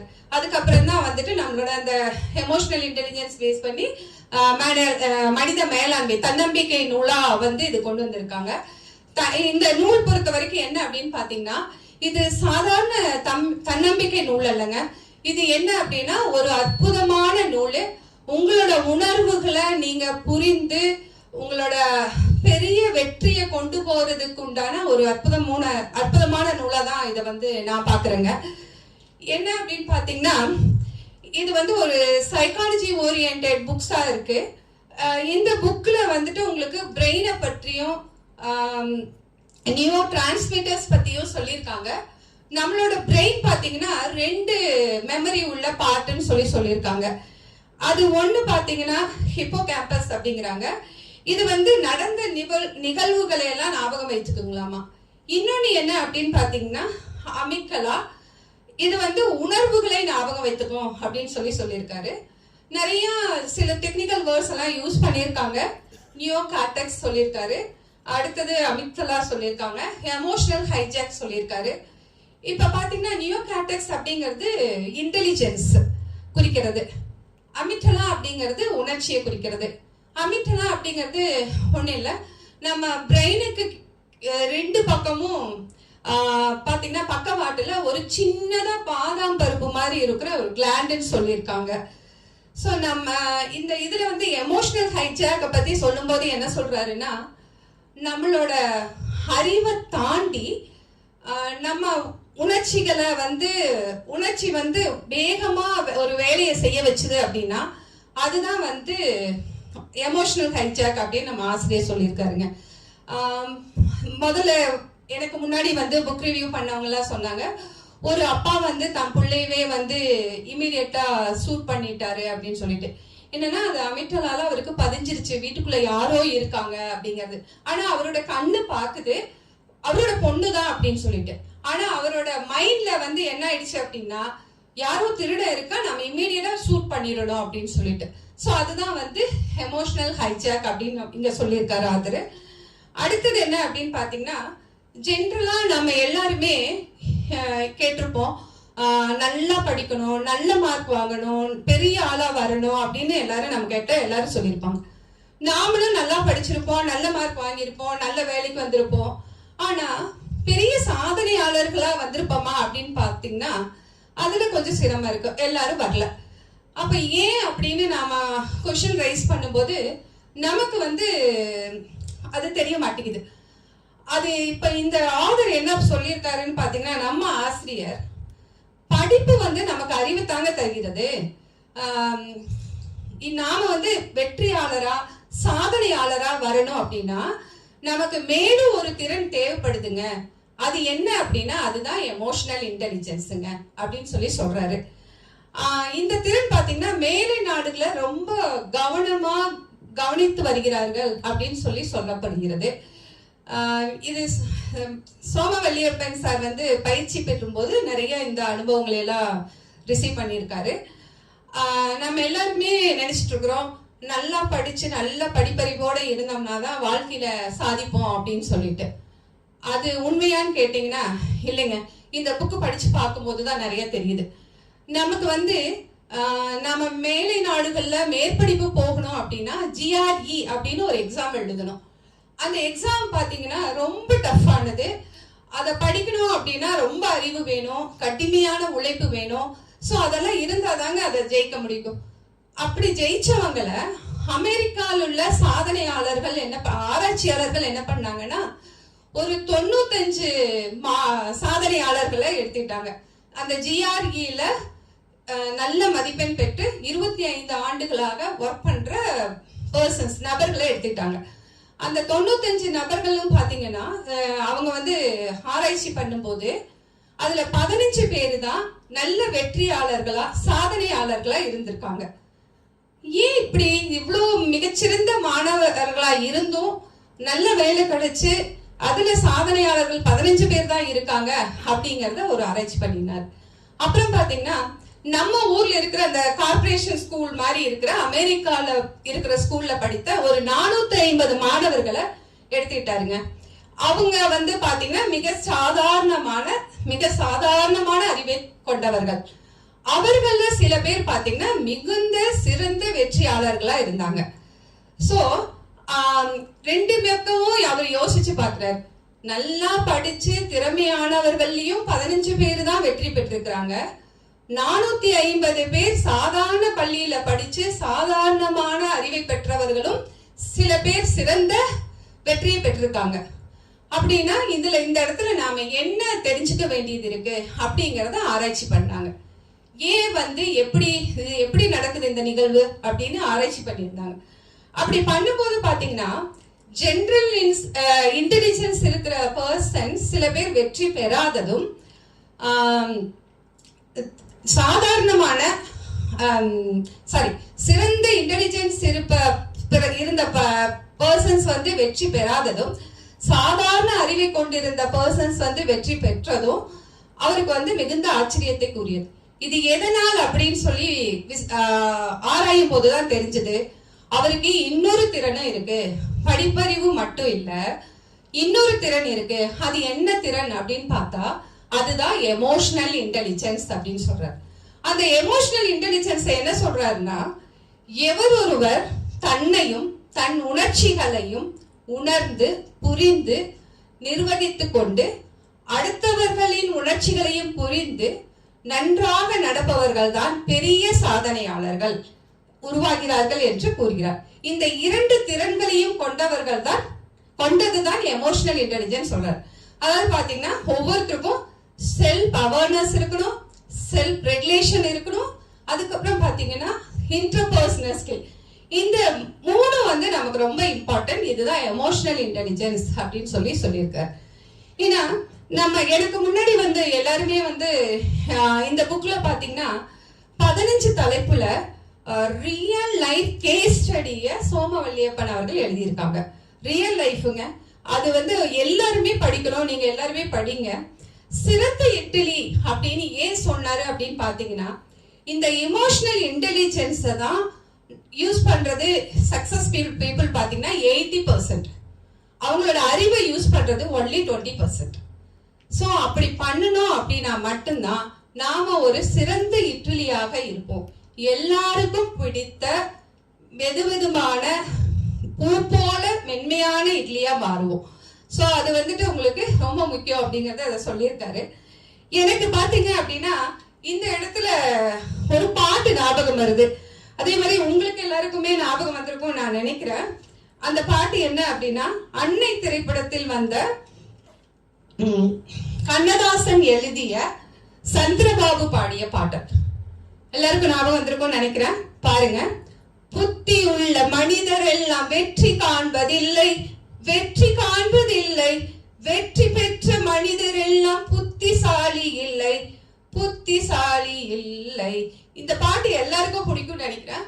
நமக்கு வந்து நான் இந்த கருத்தை சொல்லும் போது இது கொஞ்சம் அதுக்கு தகுந்த மாதிரி இருக்குதுன்னு நினைச்சு நான் உங்ககிட்ட கூறிக்கிட்டேன்.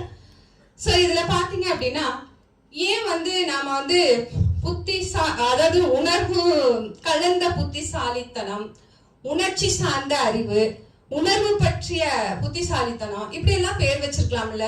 ஏன் எமோஷனல் இன்டெலிஜென்ஸ் இட்லியா இருங்க அப்படி எல்லாம் கொடுத்துருக்காங்க அப்படின்னு ஒரு கதை பத்தி டைட்டில் பத்தி பேச்சு வரும்போது அவர் சொன்னாரு, இது வந்து கொஞ்சம் எல்லாருமே உணர்ச்சி அப்படின்னு வரும்போது படிக்க மாட்டாங்க.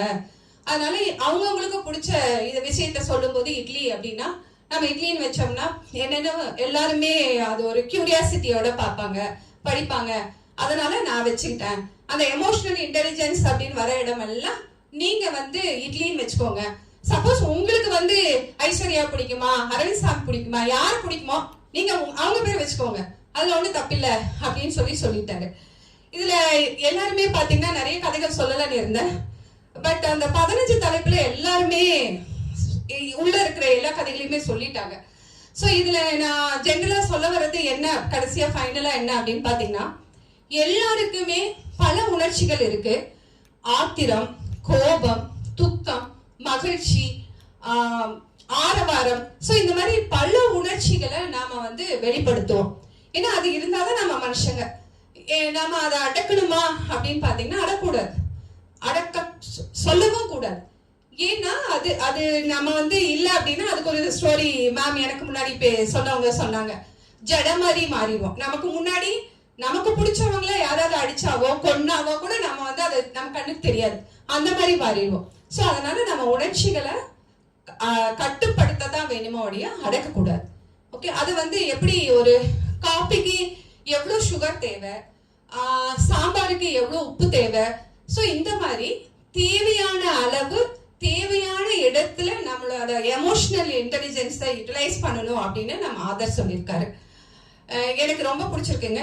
நான் இந்த ஸ்டோரியோட எல்லா பாட்டும் படிச்சு பார்க்கும்போது தான் தெரிஞ்சிச்சு இது நம்ம முன்னாடியே நம்ம லைஃப்ல படிச்சிருந்துருக்கலாமோ அப்படிங்கிற மாதிரி நான் நினைச்சேன். ஏன்னா இதை படிக்கும்போது என்னோட லைஃப் ரியல் ஸ்டோரியோட நான் வந்து கனெக்ட் பண்ணி பார்க்கும்போது நாம நிறைய தப்பு பண்ணியிருக்கோம். ஆமா, நம்ம கொஞ்சம் ஒரு இடத்துல பொறுமையா இருந்திருந்தோம்னா, ஒரு செகண்டுங்க அதுல சொல்லியிருக்காங்க, ஏதாவது ஒரு முடிவெடுக்கிறதுனா இம்மீடியட்டா ஆக்ரோஷமா எடுக்காதீங்க, கொஞ்சம் ஒரு நிமிஷம் உங்களுக்கு பிடிச்ச மாதிரி ப்ரே பண்ணுங்க, இல்ல தண்ணி குடிங்க, இல்ல அமைதியா இருங்க, இந்த மாதிரி எல்லாம் சொல்லியிருக்காங்க. சோ அதெல்லாம் எவ்வளவு முக்கியம் அப்படிங்கறது நம்ம புரிஞ்சுக்குவோம். அதை படிச்சோம் அப்படின்னா கண்டிப்பா நம்ம சிறந்த இட்லியா, எல்லாருக்கும் பிடிச்ச மெதுவெதுப்பான இட்லியா, பூ போன இட்லியா மாறிடுவோங்க. சோ அதனால வந்துட்டு எல்லாரும் இந்த புக்கை படிங்க, நம்மளோட மாணவர்களுக்கும் கொண்டு செல்லுங்க. ஏன்னா உணர்ச்சி அப்படிங்கிறது சின்ன குழந்தைங்கள்ல இருந்து பெரியவங்களுக்கு வரைக்கும் எல்லாருக்கும் ஒன்றுதான். அதுல மாறுபடுமா அப்படின்னு பாத்தீங்கன்னா கொஞ்சம் அனுபவங்கள் தான். ஆனா உணர்ச்சியில அனுபவங்கள் அப்படின்னு பாத்தீங்கன்னா இப்ப டாக்டர் செரியன் சொன்னாங்கல்ல, அவர் பாருங்க ஹார்ட் ஸ்பெஷலிஸ்ட், 50 வருஷம் சர்வீஸ்ல இருந்திருக்காரு, புகழ்பெற்ற இந்தியாவின் ஹார்ட் ஸ்பெஷலிஸ்ட். ஆனா அவர் இறந்தது எப்படின்னு பாருங்க, 85 வயசுல மாடியிலிருந்து குதிச்சு இறந்துட்டார். ஏன் அப்படி இறந்தாரு? எமோஷனல் இன்டெலிஜென்ஸ் அவர் வந்து ப்ராப்பரா யூட்டிலைஸ் பண்ணல. ஏன்னா அவரால் அதை பேலன்ஸ் பண்ண முடியல. ரீசன் அவருக்கு தானே தெரியும். ஓகே, சோ அதனால நமக்கு வந்து வயது வித்தியாசம் கிடையாது, உணர்ச்சிகள் என்பது அனைவருக்கும் உண்டு. அதை எப்படி நாம் கையாளுவோம் என்பதுதான் மிகவும் முக்கியம் என்பதை நான் இதில் தெரிந்து கொண்டேன். இந்த மேடையில் நானும் இந்த பங்களிப்பில் பெற்றுக்கொள்ள அனுமதித்த நமது மேனேஜ்மெண்ட்டுக்கும் எனது தோழி அன்புமணி மேடம் அவர்களுக்கும், எனது தோழர் ராஜா ரங்கநாதன் அவர்களுக்கும், எனது வாசல் குழு நண்பர்கள் அனைவருக்கும் எனது நன்றியை உரித்தாக்கிக் கொள்கிறேன். நன்றி. நன்றி மஞ்சுமா. அடுத்து நாம் அழைப்பது கணினி பயன்பாட்டியல் துறையினுடைய தமிழ் பேராசிரியர் செந்தில்நாதன் அவர்கள்.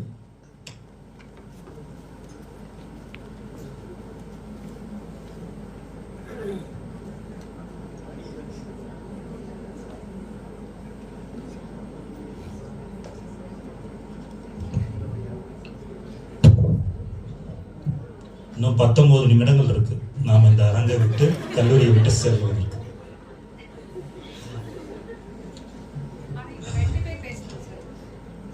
எனக்கு அடுத்தும் ஒருத்தர் காத்திருக்கிறார், கலைவாணி என்ற சரஸ்வதி அவர்கள். செந்தமிழே உயிரே நருந்தேனே, செயலினை மூச்சினை உனக்கு அளித்தேனே, நைந்தால் நைந்து போகும் என் வாழ்வு, நன்னிலை உனக்கில்லை எனில் எனக்கும் தானே. தமிழுக்கு வணக்கம். நிறைய இருக்குது, கிட்டத்தட்ட உங்களுக்கு சொல்லி விடுகிறேன், 18 பக்கங்கள் இருக்கின்றன. 18 நிமிஷம் போச்சு. கடைசி ஒரு நிமிடம் நிர்வாகத்திற்கு.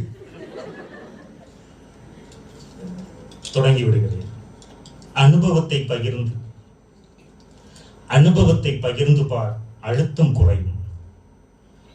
நேசித்து பணி செய்து பார், நெருங்காது துன்பம். சுவாசித்து வாசம் செய்து பார், சுவாசித்து வாசம் செய்து பார், உயிர் சுவாசமே நீதான், தீதும் நன்றும் பிறர் தரவாரா.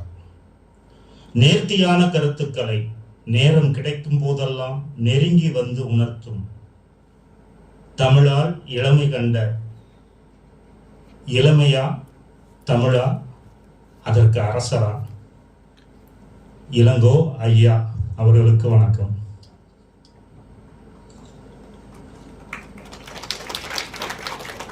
எங்கும் வாசம் செய்பவர், கல்லூரி எங்கும் உரைபவர். வந்து விடுகிறேன் ஐயா, இதோடு தொடர்புடையது அந்த வரிகள். என்று அழித்தல் காத்தல் படைத்தல் மூவருக்கும் மேம்பட்டவராய் தலைவராய் இருக்கும் முதல்வர் ஐயா அவர்களுக்கும் வணக்கம். ஏன் இந்த வணக்கம்? அடுத்து உங்களுக்கு சொல்கிறேன். விழித்து விழித்து பார்த்து விரல்களால் தேய்த்து அழுத்தி வருகை பதிவை வளாகத்தில் மட்டுமல்ல மாணவர்களின் உள்ளத்திலும் பதியம் போட்டு தேங்காய் சட்னி, மிளகாய் சட்னி, நிலக்கடலை சட்னி, எள்ளு சட்னி, கொள்ளு சட்னி, இப்படி எல்லா சட்னி சாம்பார்களுடன் தொட்டு பிசைந்து சாப்பிடப்படும் இட்லிகளாக இருக்கும் எனது அருமை தோழமைகளே, உங்களுக்கு வணக்கம். இந்த ஒரு செய்தியிலே புரிந்திருக்கும் என்று நினைக்கின்றேன். இட்லியை 15 துண்டுகளாக்கி சோமவல்லியப்பன் அழகாக ஒவ்வொரு துண்டிலும் உணர்ச்சியா அல்லது அறிவா 2 தேவதைகளை நடமாட விட்டிருக்கிறார்.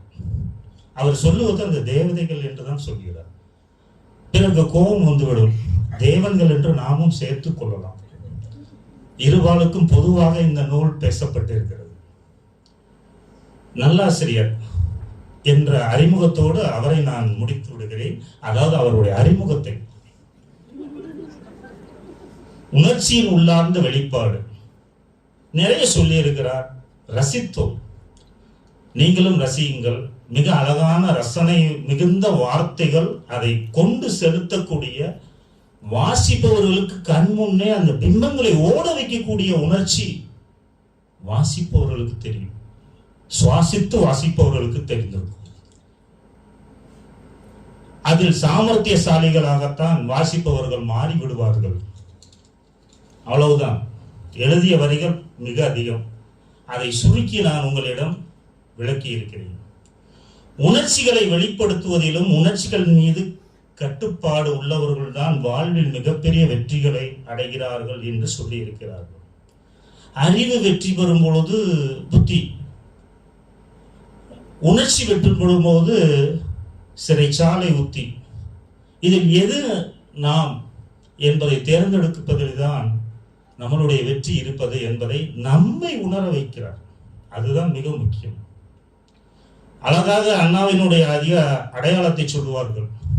ஒரு விரல் உன்னை காட்டும் பொழுது, அதாவது அடுத்தவர்களை சுட்டி காட்டும் போது 3 விரலும் நம்மை சுட்டி காட்டுகிறேன் என்று சொல்லலாம். ஒரு முறை நான் இந்த புத்தகத்தை படிக்கும் போது 3 முறை என்னை ஆய்ந்து கொள்ளக்கூடிய அடிப்படையில் இந்த புத்தகத்தினுடைய வார்த்தைகள் அமைந்தன, அந்த கொண்டு செல்லக்கூடிய நேர்த்திகள் அமைந்தன. எப்படி? கண்கள் 2, காதுகள் 2, கைகள் 2 என்பதை போல அறிவும் உணர்ச்சியும் 2 தான். ஆனால் இந்த 2ஐயும் ஒன்றாக பாவித்து, எப்படி அரிசி உளுந்து 2ம் கலந்த வடிவம், உடனே கோவித்துக் கொள்வார்கள். இடையிலே வெந்தயத்தையும் சேர்த்துக் கொள்வோம்.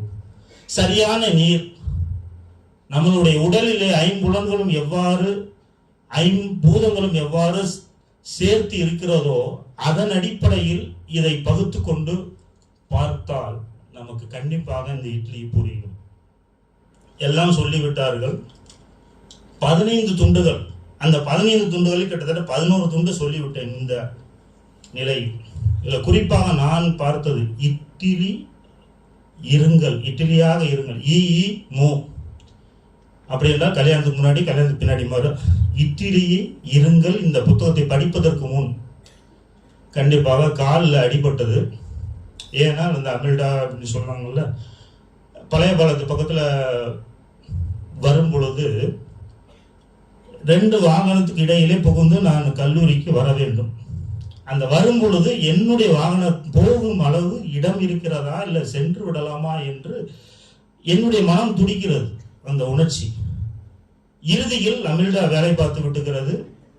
இடையிலேயே எதிர்த்தாப்புல வந்த மிக பெரியவர் ஒருத்தர் அந்த பழைய பாலம் அந்த கிராசிங்ல இருந்து உள்ள வந்து மோதிட்டார். 29 ஏப்ரல் கல்லூரி அத்தனை பேருக்கும் தெரியும். அந்த காலோடு நடந்து வந்தேன். நிர்வாகத்துக்கும் தெரிந்தது. அப்போது அமில்டாவை நான் கொஞ்சம் குறைத்து அறிவை யோசித்திருந்தால், அந்த உணர்ச்சியை வசப்படுத்தியிருந்தால் 48 நாட்கள் என்னுடைய அந்த நரக வேதனையை நான் அனுபவித்திருக்க முடியும். ஆனால் அதை சுலபமாக நல்ல வேதனையாக மாற்றியிருக்கிறேன். 101 பக்கங்கள், 68 நாட்கள். ஐயா 8ஆம் தேதி கொடுத்தாரு புத்தகத்தை. 11ஆம் தேதி இரவு படித்து கொண்டிருக்கிறேன். அருகிலே கைபேசி அடித்து கொண்டிருக்கிறது. கையிலே வந்து தட்டுகிறார் என் மனைவி. ஏங்க, கைபேசியில முக்கியமான ஆள் வருகிறார்கள், பேசுகிறார்கள், நீ ஏன் அதை கவனிக்கவே இல்லை? அப்படி இருந்தது புத்தகம் படித்து கொண்டிருந்தேன். உண்மையிலே அந்த சூழலை பிசிஏ துறை தலைவராக இருக்கும்போது அவரிடம் நான் சொல்லிக் கொண்டேன். நேற்று கண்டிப்பாக அதை மேடையில் சொல்லுங்க, நன்றாக இருக்கும் என்று சொன்னார்கள். ஏன் இதை சொல்கிறேன் என்றால், இந்த புத்தகத்தை படித்த பிறகு நான் யோசித்தது அதே நிலை, அதே இன்சிடென்ட் ஆட்டோ ஸ்டாண்ட் பக்கத்துல இதே மாதிரி வந்தது. நான் மெதுவாக நிறுத்தி கொண்டேன். இன்னொரு 48 மண்டலம் நான் தாங்க முடியவில்லை. இந்த ஒரு நிகழ்வு போதும், உங்களை நீங்கள் மாற்றிக்கொள்ள முடியும். ஆனால் முடிந்தளவு இந்த 15 துண்டுகளையும் தயவு செய்து ஒன்று சேர்த்து உள்வாங்கிக் கொள்ளுங்கள்.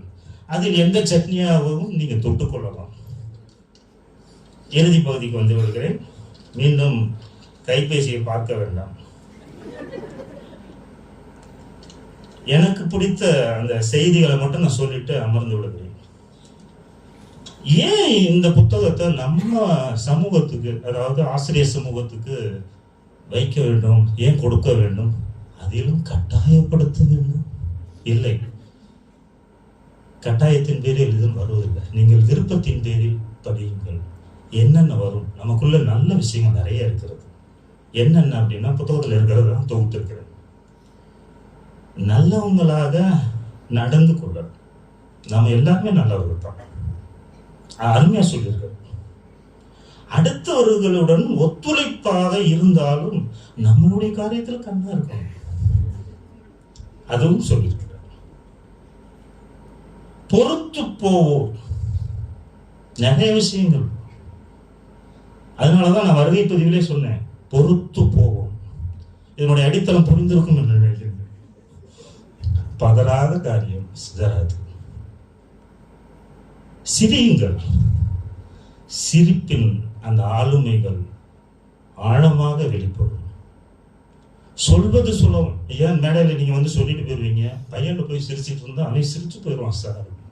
மனதுக்கும் ஒரு கதவு, அதற்கு ஒரு தாழ்பாள் போடு என்று தன்னை பற்றிய நல்ல மதிப்பீடை செய்து வை என்று சொல்லியிருக்கிறார்.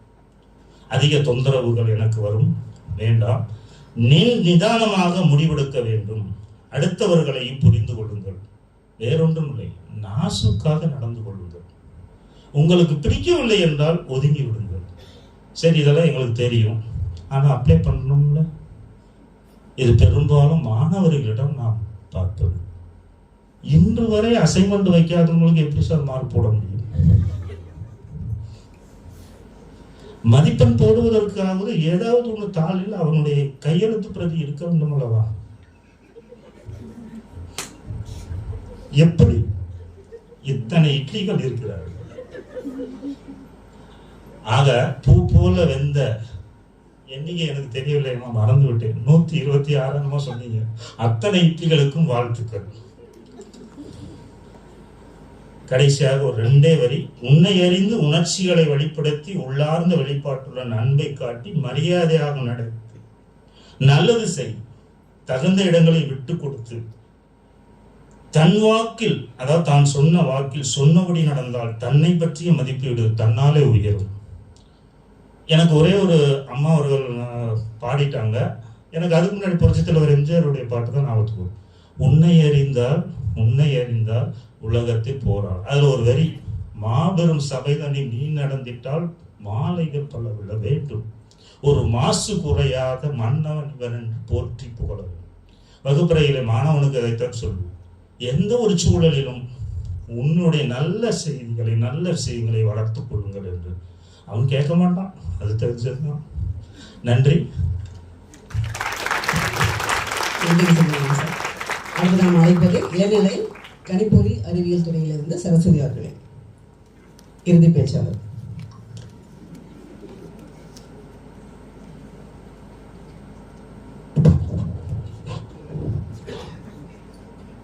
சிறப்பு விருந்தினர் உள்ளிட்ட அனைவருக்கும் வணக்கம். செந்தில்நாதன் சார் பேசினாரு. அவர் பேச்சை கேட்டதுக்கு அப்புறம் வழக்கமாக நமக்கு பிடிச்சவங்களுக்கு நாம் ஒன்று பண்ணுவோம், இவருக்கு ஏதாவது பண்ணணும் அப்படின்னு தோணும். பிடிக்கலன்னா இவனை ஏதாவது பண்ணணும்னு தோணும் இல்லைங்களா? அது போல 4:10 மேல அரங்கத்தை கொடுத்துட்டு இதுல தம்பெல்லாம் ஞாபகப்படுத்தி விட்டுட்டு அதுக்கப்புறம் கலைவாணி மாதிரி ஒரு அம்மா வந்து பேசணும்னு வேற சொல்லிட்டு பஞ்சபுகழ்ச்சி அணிய மேடையில பாடுறீங்க. தலைப்புக்கு வந்துடுறேன். Emotional intelligence. நம்முடைய உணர்வுகளை நாம் எப்படி கையாளணும்? 4:20 ஆயிடும், பஸ் எடுத்துரும், இன்னொரு பஸ் பிடிக்கணும். ஆனா அந்த நேரத்துல நம்முடைய உணர்வுகளை எப்படி கையாளணும், அது இப்ப நாம யோசிக்கலாம். இதை ஏன் தமிழ்ல இட்லியாக இருங்கள் அப்படின்னு சொல்லியிருக்காங்க? பெரும்பாலானவர்களுக்கு இட்லிங்கிறதே பிடிக்காது. அது சின்ன பிள்ளையில இருந்து வயதானவர்கள் வரைக்குமே எந்த ஒரு தீங்கும் செய்யாத ஒரு உணவுப் பொருள் அப்படின்னா அது இட்லி தான். காரணம் என்ன? அது ஆவியில வேகிறதால். இன்னும் சொல்ல போனா அதோட ப்ராசஸ், பக்குவம். அப்பொழுது உங்களுடைய உணர்வுகளை பக்குவப்படுத்துங்கள், உங்களுடைய மனதை பக்குவப்படுத்துங்கள். அதுதான் இந்த புக்கு சொல்லுது, வேற ஒண்ணுமே கிடையாது. அறிவு, மனம். தமிழர்கள் பெரும்பாலும் உணர்ச்சி வசப்பட்டவர்கள் தான். மனித இனமே உணர்ச்சி வசப்பட்டது தான். ஆனாலும் தமிழர்கள் அதிகமாக உணர்ச்சி வசப்படக்கூடியவர்கள். நம்முடைய மாணவர்கள், இப்ப நம்ம மாடல் எக்ஸாம் நடக்குது, பெரும்பாலும் வகுப்புல நம்ம பார்த்தோம் அப்படின்னாக்கா பெரும்பாலும் அப்படி சாஞ்சிட்டு எழுதுறான், தூங்குறான், ஹோம்ஒர்க் மாதிரி இருக்கு. அவன் எழுதுறது பார்த்தா சிலர் எழுதுறதே இல்லை. இதெல்லாம் ஏன்? இப்ப நம்முடைய பாடத்திட்டம் எப்படி இருக்கு அதை யோசிக்க வேண்டியதா இருக்கு. உணர்வு ரீதியான பாடங்கள் அப்படின்னு அப்படியாவது தமிழையாவது அவன் எழுதுறானா அப்படின்னா அவனுக்கு சிலப்பதிகாரம் எதுன்னு தெரிய மாட்டேங்குது, மணிமேகலை எதுன்னு தெரிய மாட்டேங்குது. இப்போ உணர்வுகள், அப்ப பையனை அந்த உணர்வுகளுக்குள்ள நாம எப்படி கொண்டு வர்றது, இதுக்கு முதல்ல நாம படிக்க வேண்டியதா இருக்கு.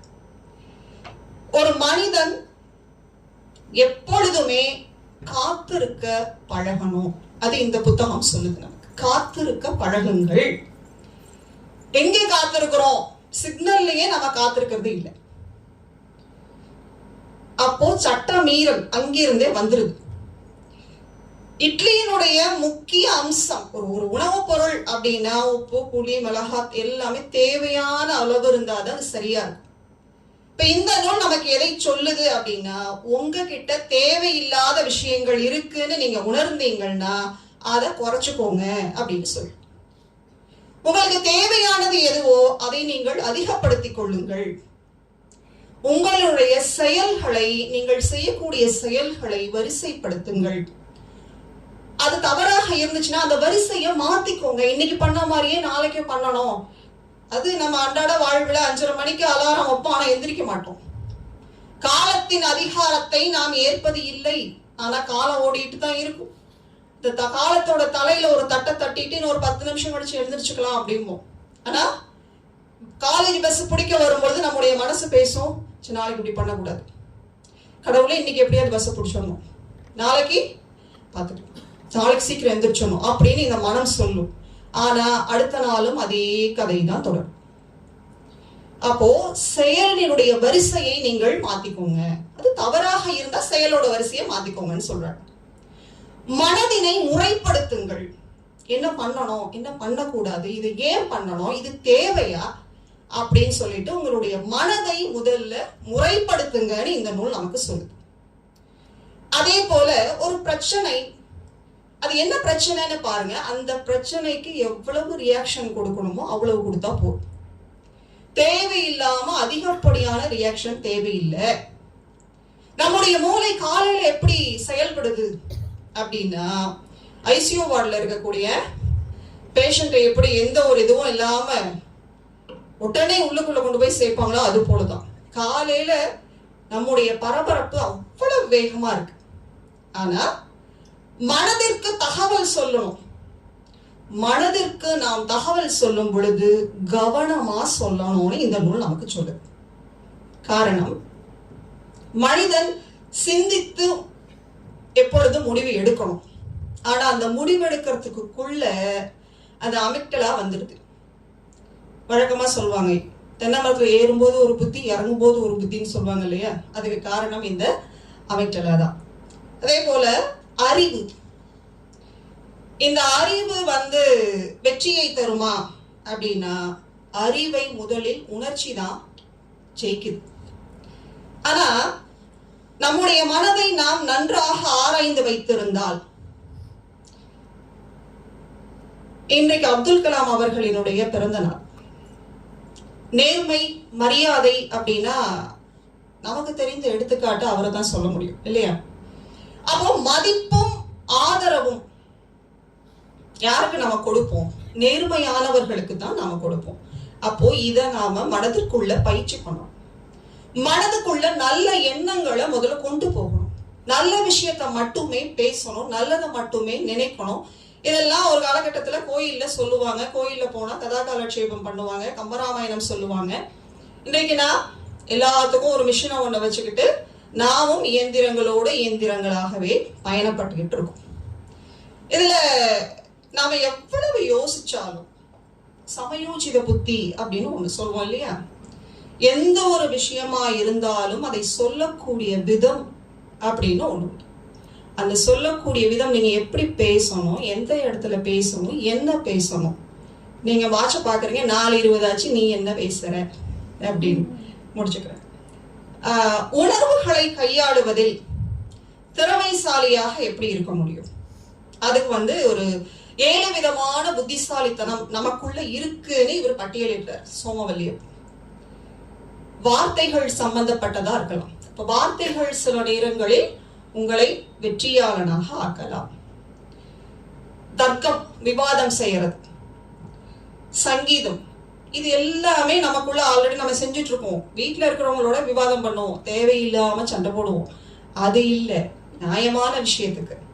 சங்கீதம், நாம் பார்க்கக்கூடிய இடங்கள், உடல் சம்பந்தப்பட்ட புத்திசாலித்தனம், மனம் சம்பந்தப்பட்ட புத்திசாலித்தனம், மற்றவர்களோடு பழகக்கூடிய புத்திசாலித்தனம். அப்ப எப்படி பழகணும், எப்படி பேசணும், பேசும் பொழுது நம்முடைய உடல் மொழி எப்படி இருக்கணும், இதை எல்லாம் தான் இந்த நூல் நமக்கு எடுத்து சொல்லுது. உங்களுடைய வயது என்னன்னு முடிவு பண்ணிக்கோங்க. உங்களுடைய வயது 18 கூட இருக்கலாம். ஆனா உங்கள் மூளையின் வயது 16 இல்ல 20. இதைத்தான் இந்த நூல் நம்ம பார்த்து கேக்குது. நீ வளர்ந்துட்ட, உன் மூளை வளர்ந்துருச்சா? உன்னுடைய உணர்வுகள் உனக்குள்ள கட்டுப்படுதா?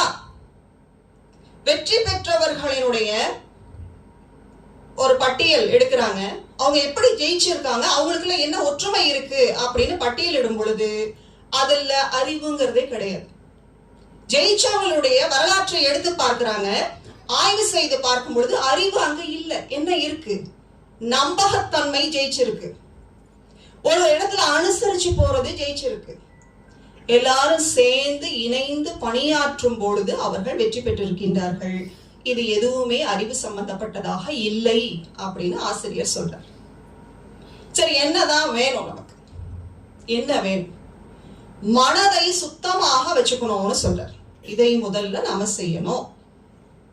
உங்களை பற்றி நீங்கள் உயர்வாக மதிப்பீடு செய்யணும். நம்ம பத்தி நாம உயர்வா நினைக்கணும். அடுத்தவர்களை புரிந்து கொள்ளணும். எப்படி?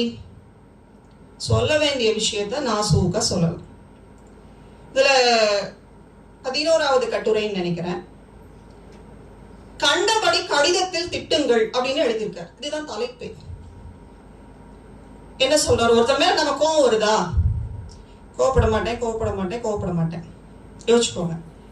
அதுக்கப்புறம் அங்கே வந்து நான் நிதானமா இருப்பேன், நிதானமா இருக்கேன், நிதானமா இருப்பேன் அப்படின்னு ஒரு 10 தடவை நீங்களே உங்களுக்குள்ள சொல்லிக்கோங்க. அதையும் மீறி உங்களுக்கு கோபம் வருதா, கடிதம் எழுதுங்க. யாருக்கு அனுப்பிடாதீங்க, கிழிச்சு போட்டுருங்க. அதைத்தான் அவர் சொல்றார். இந்த கடிதம் எழுதுங்கள். உங்களுடைய கோபம் அத்தனையும் அந்த கடிதத்துக்குள்ள கொண்டு வாங்க, அந்த கடிதத்தை கிழிச்சு போட்டுடுங்க அப்படின்னு சொல்றார். அப்போ நம்முடைய உணர்வுகள் எந்த ரீதியில், எழுத்து ரீதியாக இருந்தாலும் அதை கிழிச்சு போட்டுடணும். அவங்களுக்கு சொல்லணுங்கிற அவசியம் இல்லை இல்லையா? அதே மாதிரி கோபத்தை கட்டுப்படுத்தணும். அது கொஞ்சம் கடினம் தான். ஆசிரியராக இருக்கக்கூடிய நமக்கு பையன் கேட்கல அப்படின்னா முதலில் வருவது கோபம் தான். ஆனா வெற்றி அப்படின்னு வரும் பொழுது ஆசிரியராக இருக்கலாம், யாராக இருந்தாலும் சரி, கட்டுப்பாடு அப்படிங்கிறது அவசியம். என்ன கட்டுப்பாடு? மனக்கட்டுப்பாடு.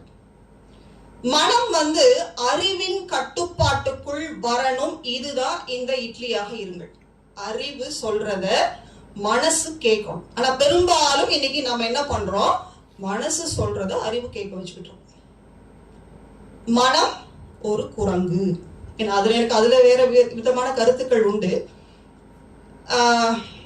ராமாயணம்னு எடுத்துட்டா அனுமன் குரங்கினம் தான், ஆனா ராமனை மட்டும்தான் நினைச்சிட்டு இருந்தான். அப்ப அப்படி பார்க்கும் பொழுது இந்த பழமொழி அங்கே அடிபட்டி போகுது. சரி, அதெல்லாம் இன்னொரு நாள் நம்ம பேசிக்கலாம்.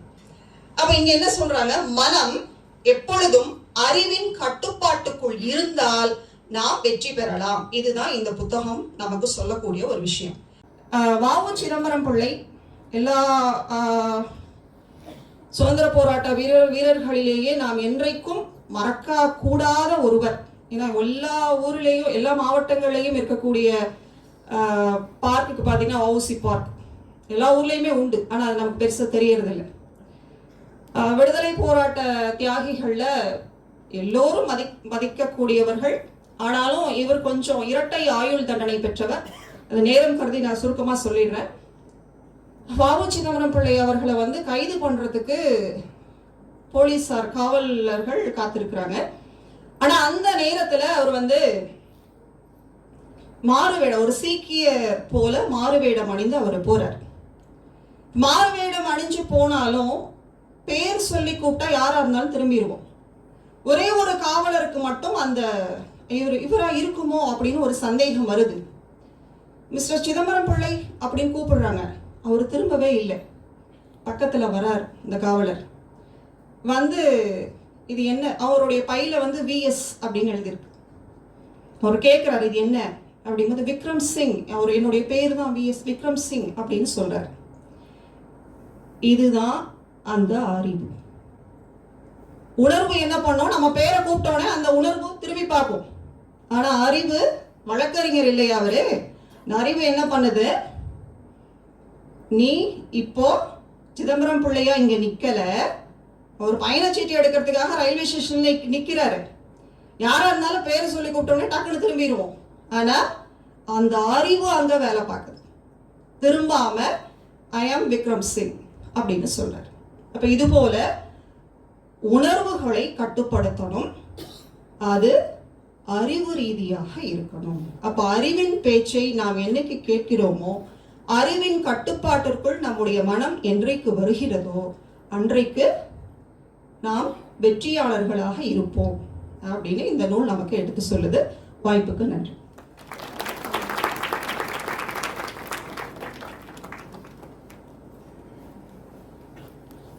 நன்றிங்க சரஸ்வதி. இவ்வளோ நேரம் 8 பேரும் ரொம்ப அழகாக அவங்க படித்த புத்தகத்தை பற்றின அவங்க அதில் என்ன தெரிஞ்சுக்கிட்டாங்க, புரிந்து கொண்டார்கள், அவருடைய பார்வை என்னங்கிறத நம்மகிட்ட பகிர்ந்துக்கிட்டாங்க. இப்போ நம்முடைய சிறப்பு விருந்தினர் ஏ.கே. இளங்கோ ஐயா அவர்கள் தன்னுடைய கருத்துக்களை தன்னுடைய வாழ்த்துறையுடன் பகிர்ந்து கொள்வார்.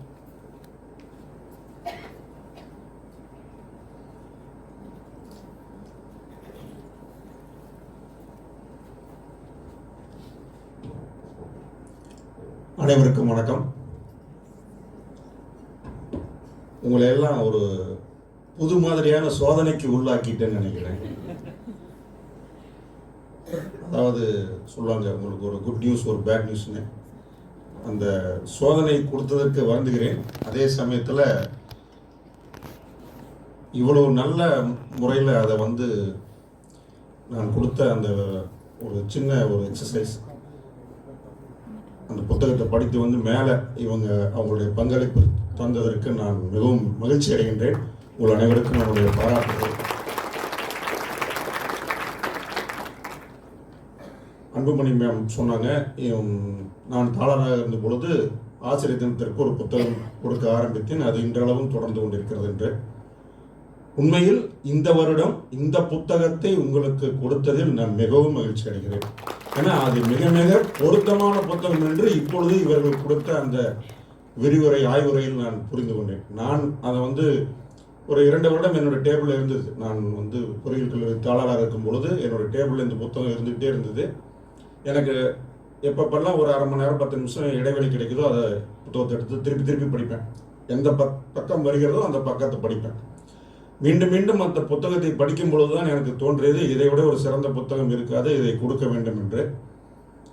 ஏன்னு சொன்னால், ஒரு ஆசிரியராக மட்டுமல்ல, ஒரு தனிநபராகவும் நம் வாழ்க்கையில் தினந்தோறும் பிரச்சனைகளோடவே நம் பயணம் பண்ணி கொடுக்கிறோம். வீட்டிலையும் சரி, கணவன் மனைவியாகவும் சரி, தகப்பனாகவும் சரி, அல்லது அலுவலகத்திலும் சரி, சாலையிலும் சரி, நேரமும் உணர்ச்சி தான், டென்ஷன் தான், கோபம் தான். உணர்ச்சினாவே கோபம் தான், வேற உணர்ச்சியுமே நம்மகிட்ட இடமே இல்லை. இதை வந்து ஆக்சுவலாக வந்து முன்னவே இதை பற்றி எல்லாம் நம்ம முன்னோர்கள் சொல்லிட்டாங்க, யாகாவராயனும் நாகாக்க. இந்த உணர்ச்சியில் வந்து நம்ம இதை முக்கியமாக எல்லாரும் சொல்ல வர்றதே, எடுத்தோடனே நம்ம கோபத்தை கொட்டிடுவோம், உடனே ரியாக்ஷன் பண்ணிடுவோம். அந்த யாகாவரன் நாகாக்கவும் அதே தான், தீனால் சுட்டப்பன் உள்ளாரும் மாறாதேவும் அதே தான். பட் அதை மிக அழகாக நாம் புரிந்து கொள்ளும் வரையில் ஒரு சின்ன சின்ன கதைகள் கூட இல்லை, அது அனுபவங்கள் மூலமாக நமக்கு அந்த ஆசிரியர் கொடுத்துருக்காரு. இதை வந்து இதுவரைக்கும் புத்தகம் படிக்க விரும்பாதவர்கள் படிச்சுட்டு இந்த புத்தகத்தை ஒரு பக்கத்துக்கு மேலே படிக்க முடியலன்னு வச்சவங்க, ஒரு வரியை தாண்டாதவங்க, அவங்க கூட இந்த புத்தகத்தை படிச்சிங்கன்னா கண்டிப்பாக படிக்க முடியும். அந்த அளவுக்கு மிக எளிமையாகவும் சுவாரஸ்யமாகவும் கொடுத்துருக்காரு. அதை விட இன்னும் முக்கியமான விஷயம், இந்த புத்தகம் பக்கத்துலேருந்து கடைசி பக்கம் வரைக்கும் வரிசையாக படிக்கணுங்கிற கட்டாயமே கிடையாது.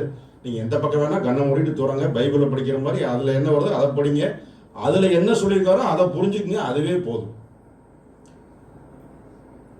உண்மையில் பேசியவர்கள் அனைவரும் மிக அருமையாக பேசினார்கள். அவர்களுடைய கோணத்தில், அவர்களுடைய பார்வையில் அந்த பதிவை இங்கே செஞ்சாங்க. அதில் சொன்ன வகையில் இந்த முக்கியமாக அவங்க சொன்னது டைசன் ஹோலிஃபீல்டு பற்றி சொன்னாங்க.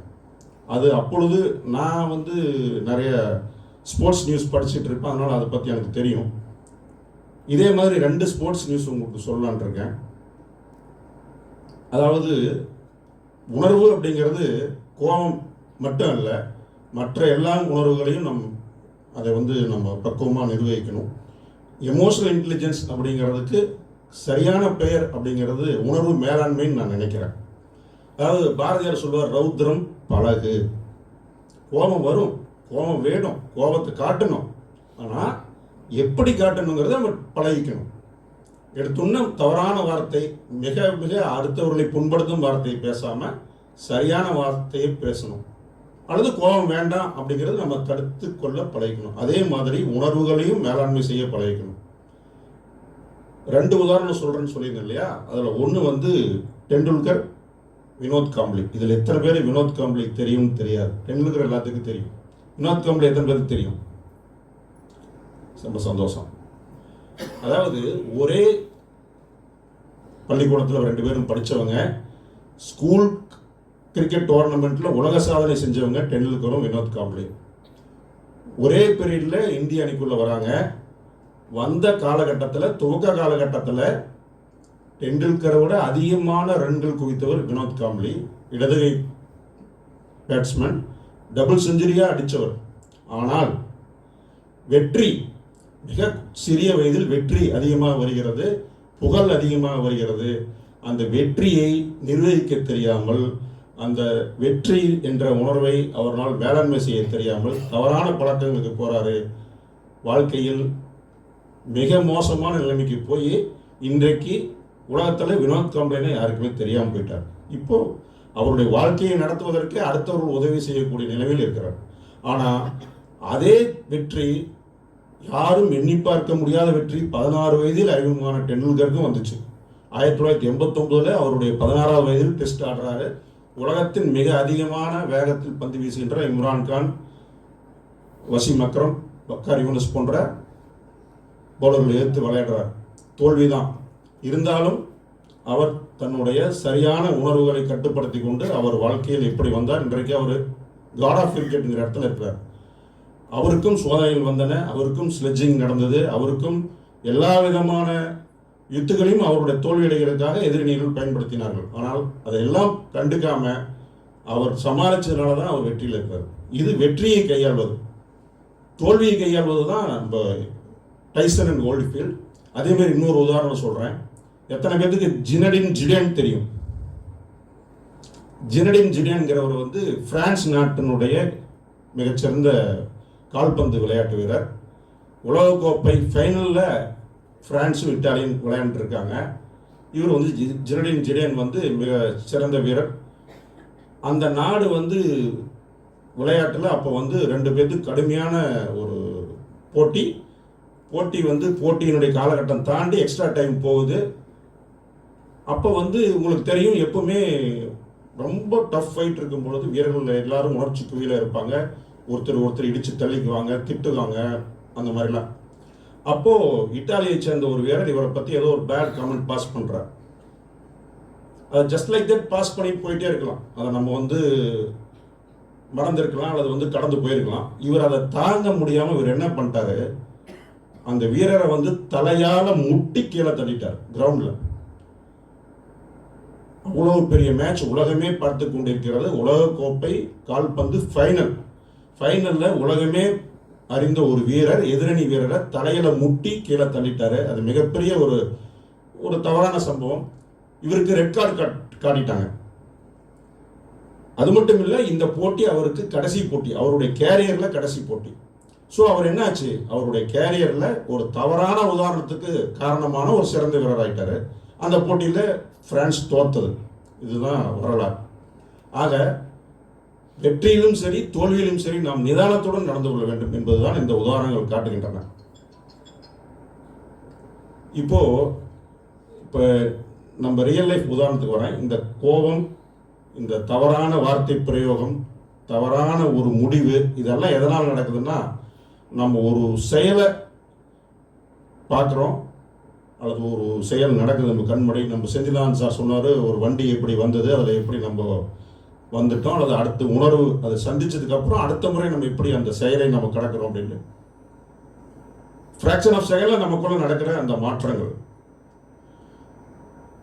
ஒரு சின்ன இவ்வளவு நேரம் சொன்ன அனுபவம், அதே போல ஒரு நண்பர் அவருடைய ரியல் லைஃப் நடந்த அனுபவத்தை மட்டும் உங்கள்கிட்ட சொல்கிறேன்.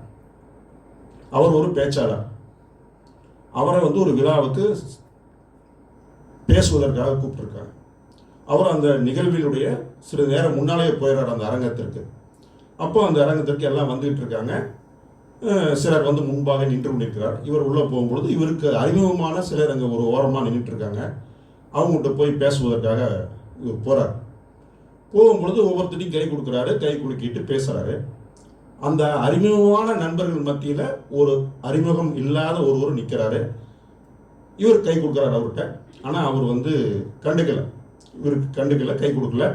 இவரும் ஒரு நிமிஷம், என்ன இது நம்ம கை கொடுக்கணும், அவர் நமக்கு பதில் கை கொடுக்கல அப்படின்னு ரொம்ப ஹர்ட் ஆயிடுறாரு. அவமானப்படுத்தப்பட்டதாக நினைக்கிறார். அந்த நபர் மேல் கோபம் வருகிறது, வெறுப்பு வருகிறது. அந்த இடத்தை விட்டு தள்ளி போகிறார். போய் வேற இடத்துல உட்காந்துக்கிறாரு. ஆனாலும் மனசு அவர் மேல் ஒரு உணர்வு, வெறுப்பின் உணர்வால் மனசுல அந்த அலை மோதிக்கொண்டே இருக்கிறது. அவரை பார்த்துக்கிட்டே இருக்காரு. கொஞ்ச நேரம் கழிச்சு பார்க்கும் பொழுதுதான் தெரிகிறது, வருகின்ற ஒவ்வொருவரும் அவரை போய் முதல்ல தொடுறாங்க. தொட்டதை உடனே அவர் கை நின்றாரு, அப்புறம் கை கொடுக்குறாங்க, அப்புறம் பேசிக்கிட்டு வராங்க. அப்புறம் தான் உற்று பார்க்கும் பொழுது தெரிகிறது அவருக்கு கண் பார்வை இல்லை. கண்கள் நன்றாக இருக்கிறது, ஆனால் அவருக்கு பார்வை இல்லை.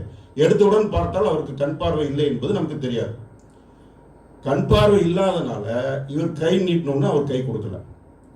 அதற்கப்புறம் கொஞ்ச நேரம் கழித்து நிகழ்வு ஏற்பாட்டாளர்களிடம் பேசிக் கொண்டிருக்கும் போது தெரிகிறது அவர் இவருடைய பேச்சை விரும்பி கேட்க வந்திருப்பவர். இவருடைய பேச்சை தொடர்ந்து கேட்பவர். அப்படிப்பட்டவர் இவரை வந்து அவர் தவறான மரியாதை செய்துட்டா நினைச்சு இவர் அவர் மேல கோபமா இருக்கார். இது என்ன காரணம்? நாம் முன்கூட்டியே ஒரு தீர்மானம் மனதில் எடுத்து விடுகிறோம். ஒருவர் பற்றி தவறாக புரிஞ்சுக்கிறோம். ஒரு செயலை பற்றி தவறான புரிதல் வைத்திருக்கிறோம். இது நம்ம தினந்தோறும் வாழ்க்கையில் நடக்கிறது. உதாரணம் சொல்றேனே, இப்போ நீங்க ஒருத்தருக்கு ஃபோன் பண்றீங்க, ஃபோன் எடுக்கல, உடனே நம்ம என்ன நினைக்கிறோம்?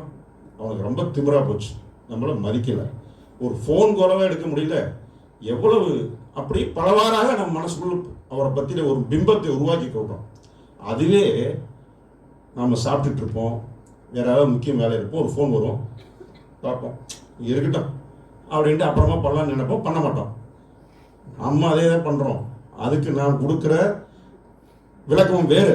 ஆனால் அடுத்தவங்க அதே ஃபோன் அட்டன் பண்ணலைன்னா நம்ம அவருக்கு கொடுக்குற விளக்கம் வேறு.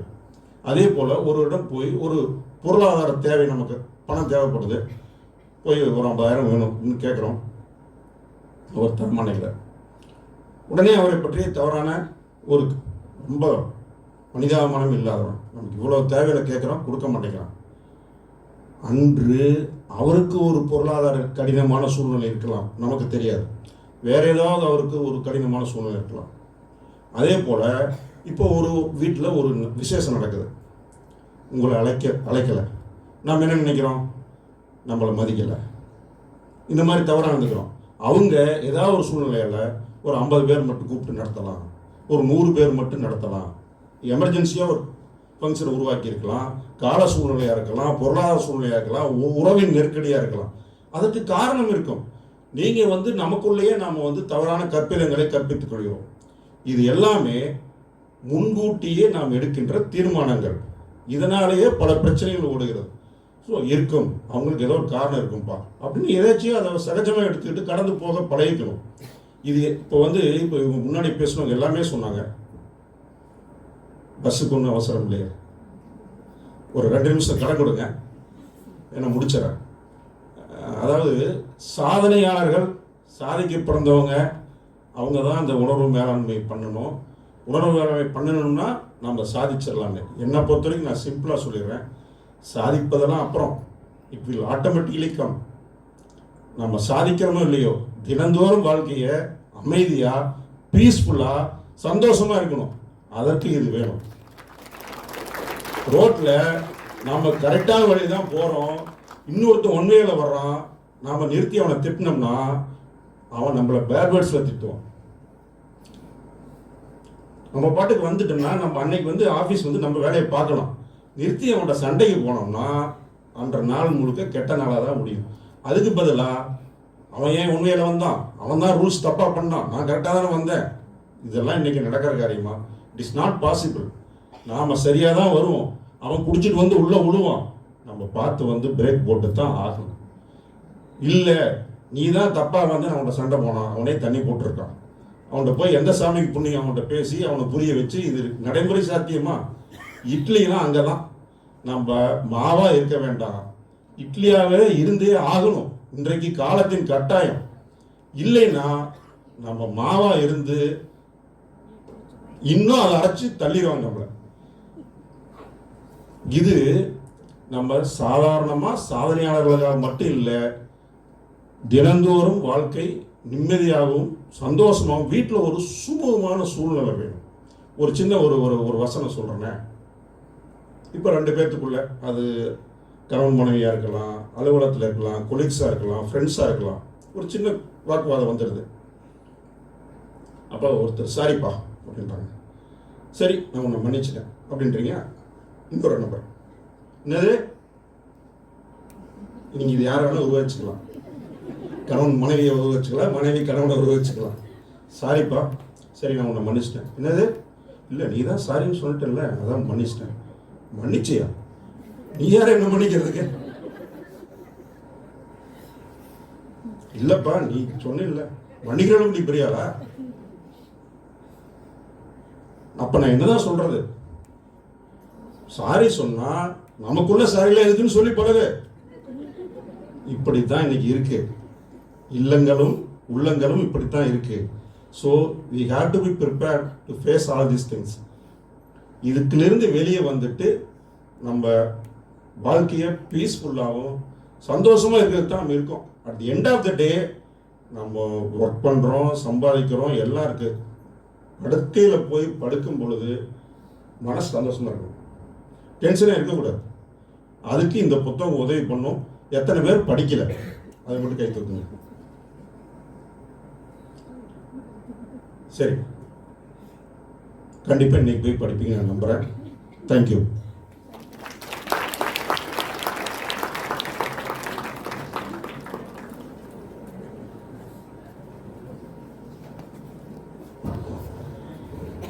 அவருடைய எத்தனையோ பணிகளுக்கு நடுவுலையும் நமக்காக நேரம் ஒதுக்கி சார் இன்னைக்கு வந்திருந்து இவ்வளோ அழகாக உங்கள் எல்லாருடைய அந்த கருத்துக்களையும் கேட்டு அவருடைய பாராட்டுரையும் அவருடைய கருத்துக்களையும் அந்த புத்தகத்தை பற்றி வச்சுருக்காரு. ரொம்ப நன்றிங்க சார். இன்று அதான் நிஜமாவேங்க சார், இன்னைக்கு வந்து ரொம்ப மனநிறைவோடு இருக்குங்க சார். இந்த 22வது வாசிம் வராத்தால தான் சார் அரங்கமே நிறைஞ்சிருக்குது.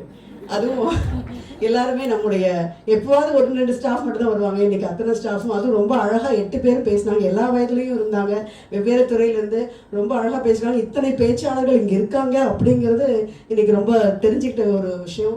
ரொம்ப சந்தோஷமாக இருக்குது. எல்லாருடைய பங்களிப்புக்காகவும் இது எல்லாருக்குமே அவங்களுடைய தோழமைகள் உதவிப்பீங்க, அவங்களுடைய தலைவர்கள் அவங்களுக்கு உறுதுணையாக இருந்திருப்பீங்க. அவங்க எல்லாருமே நன்றி.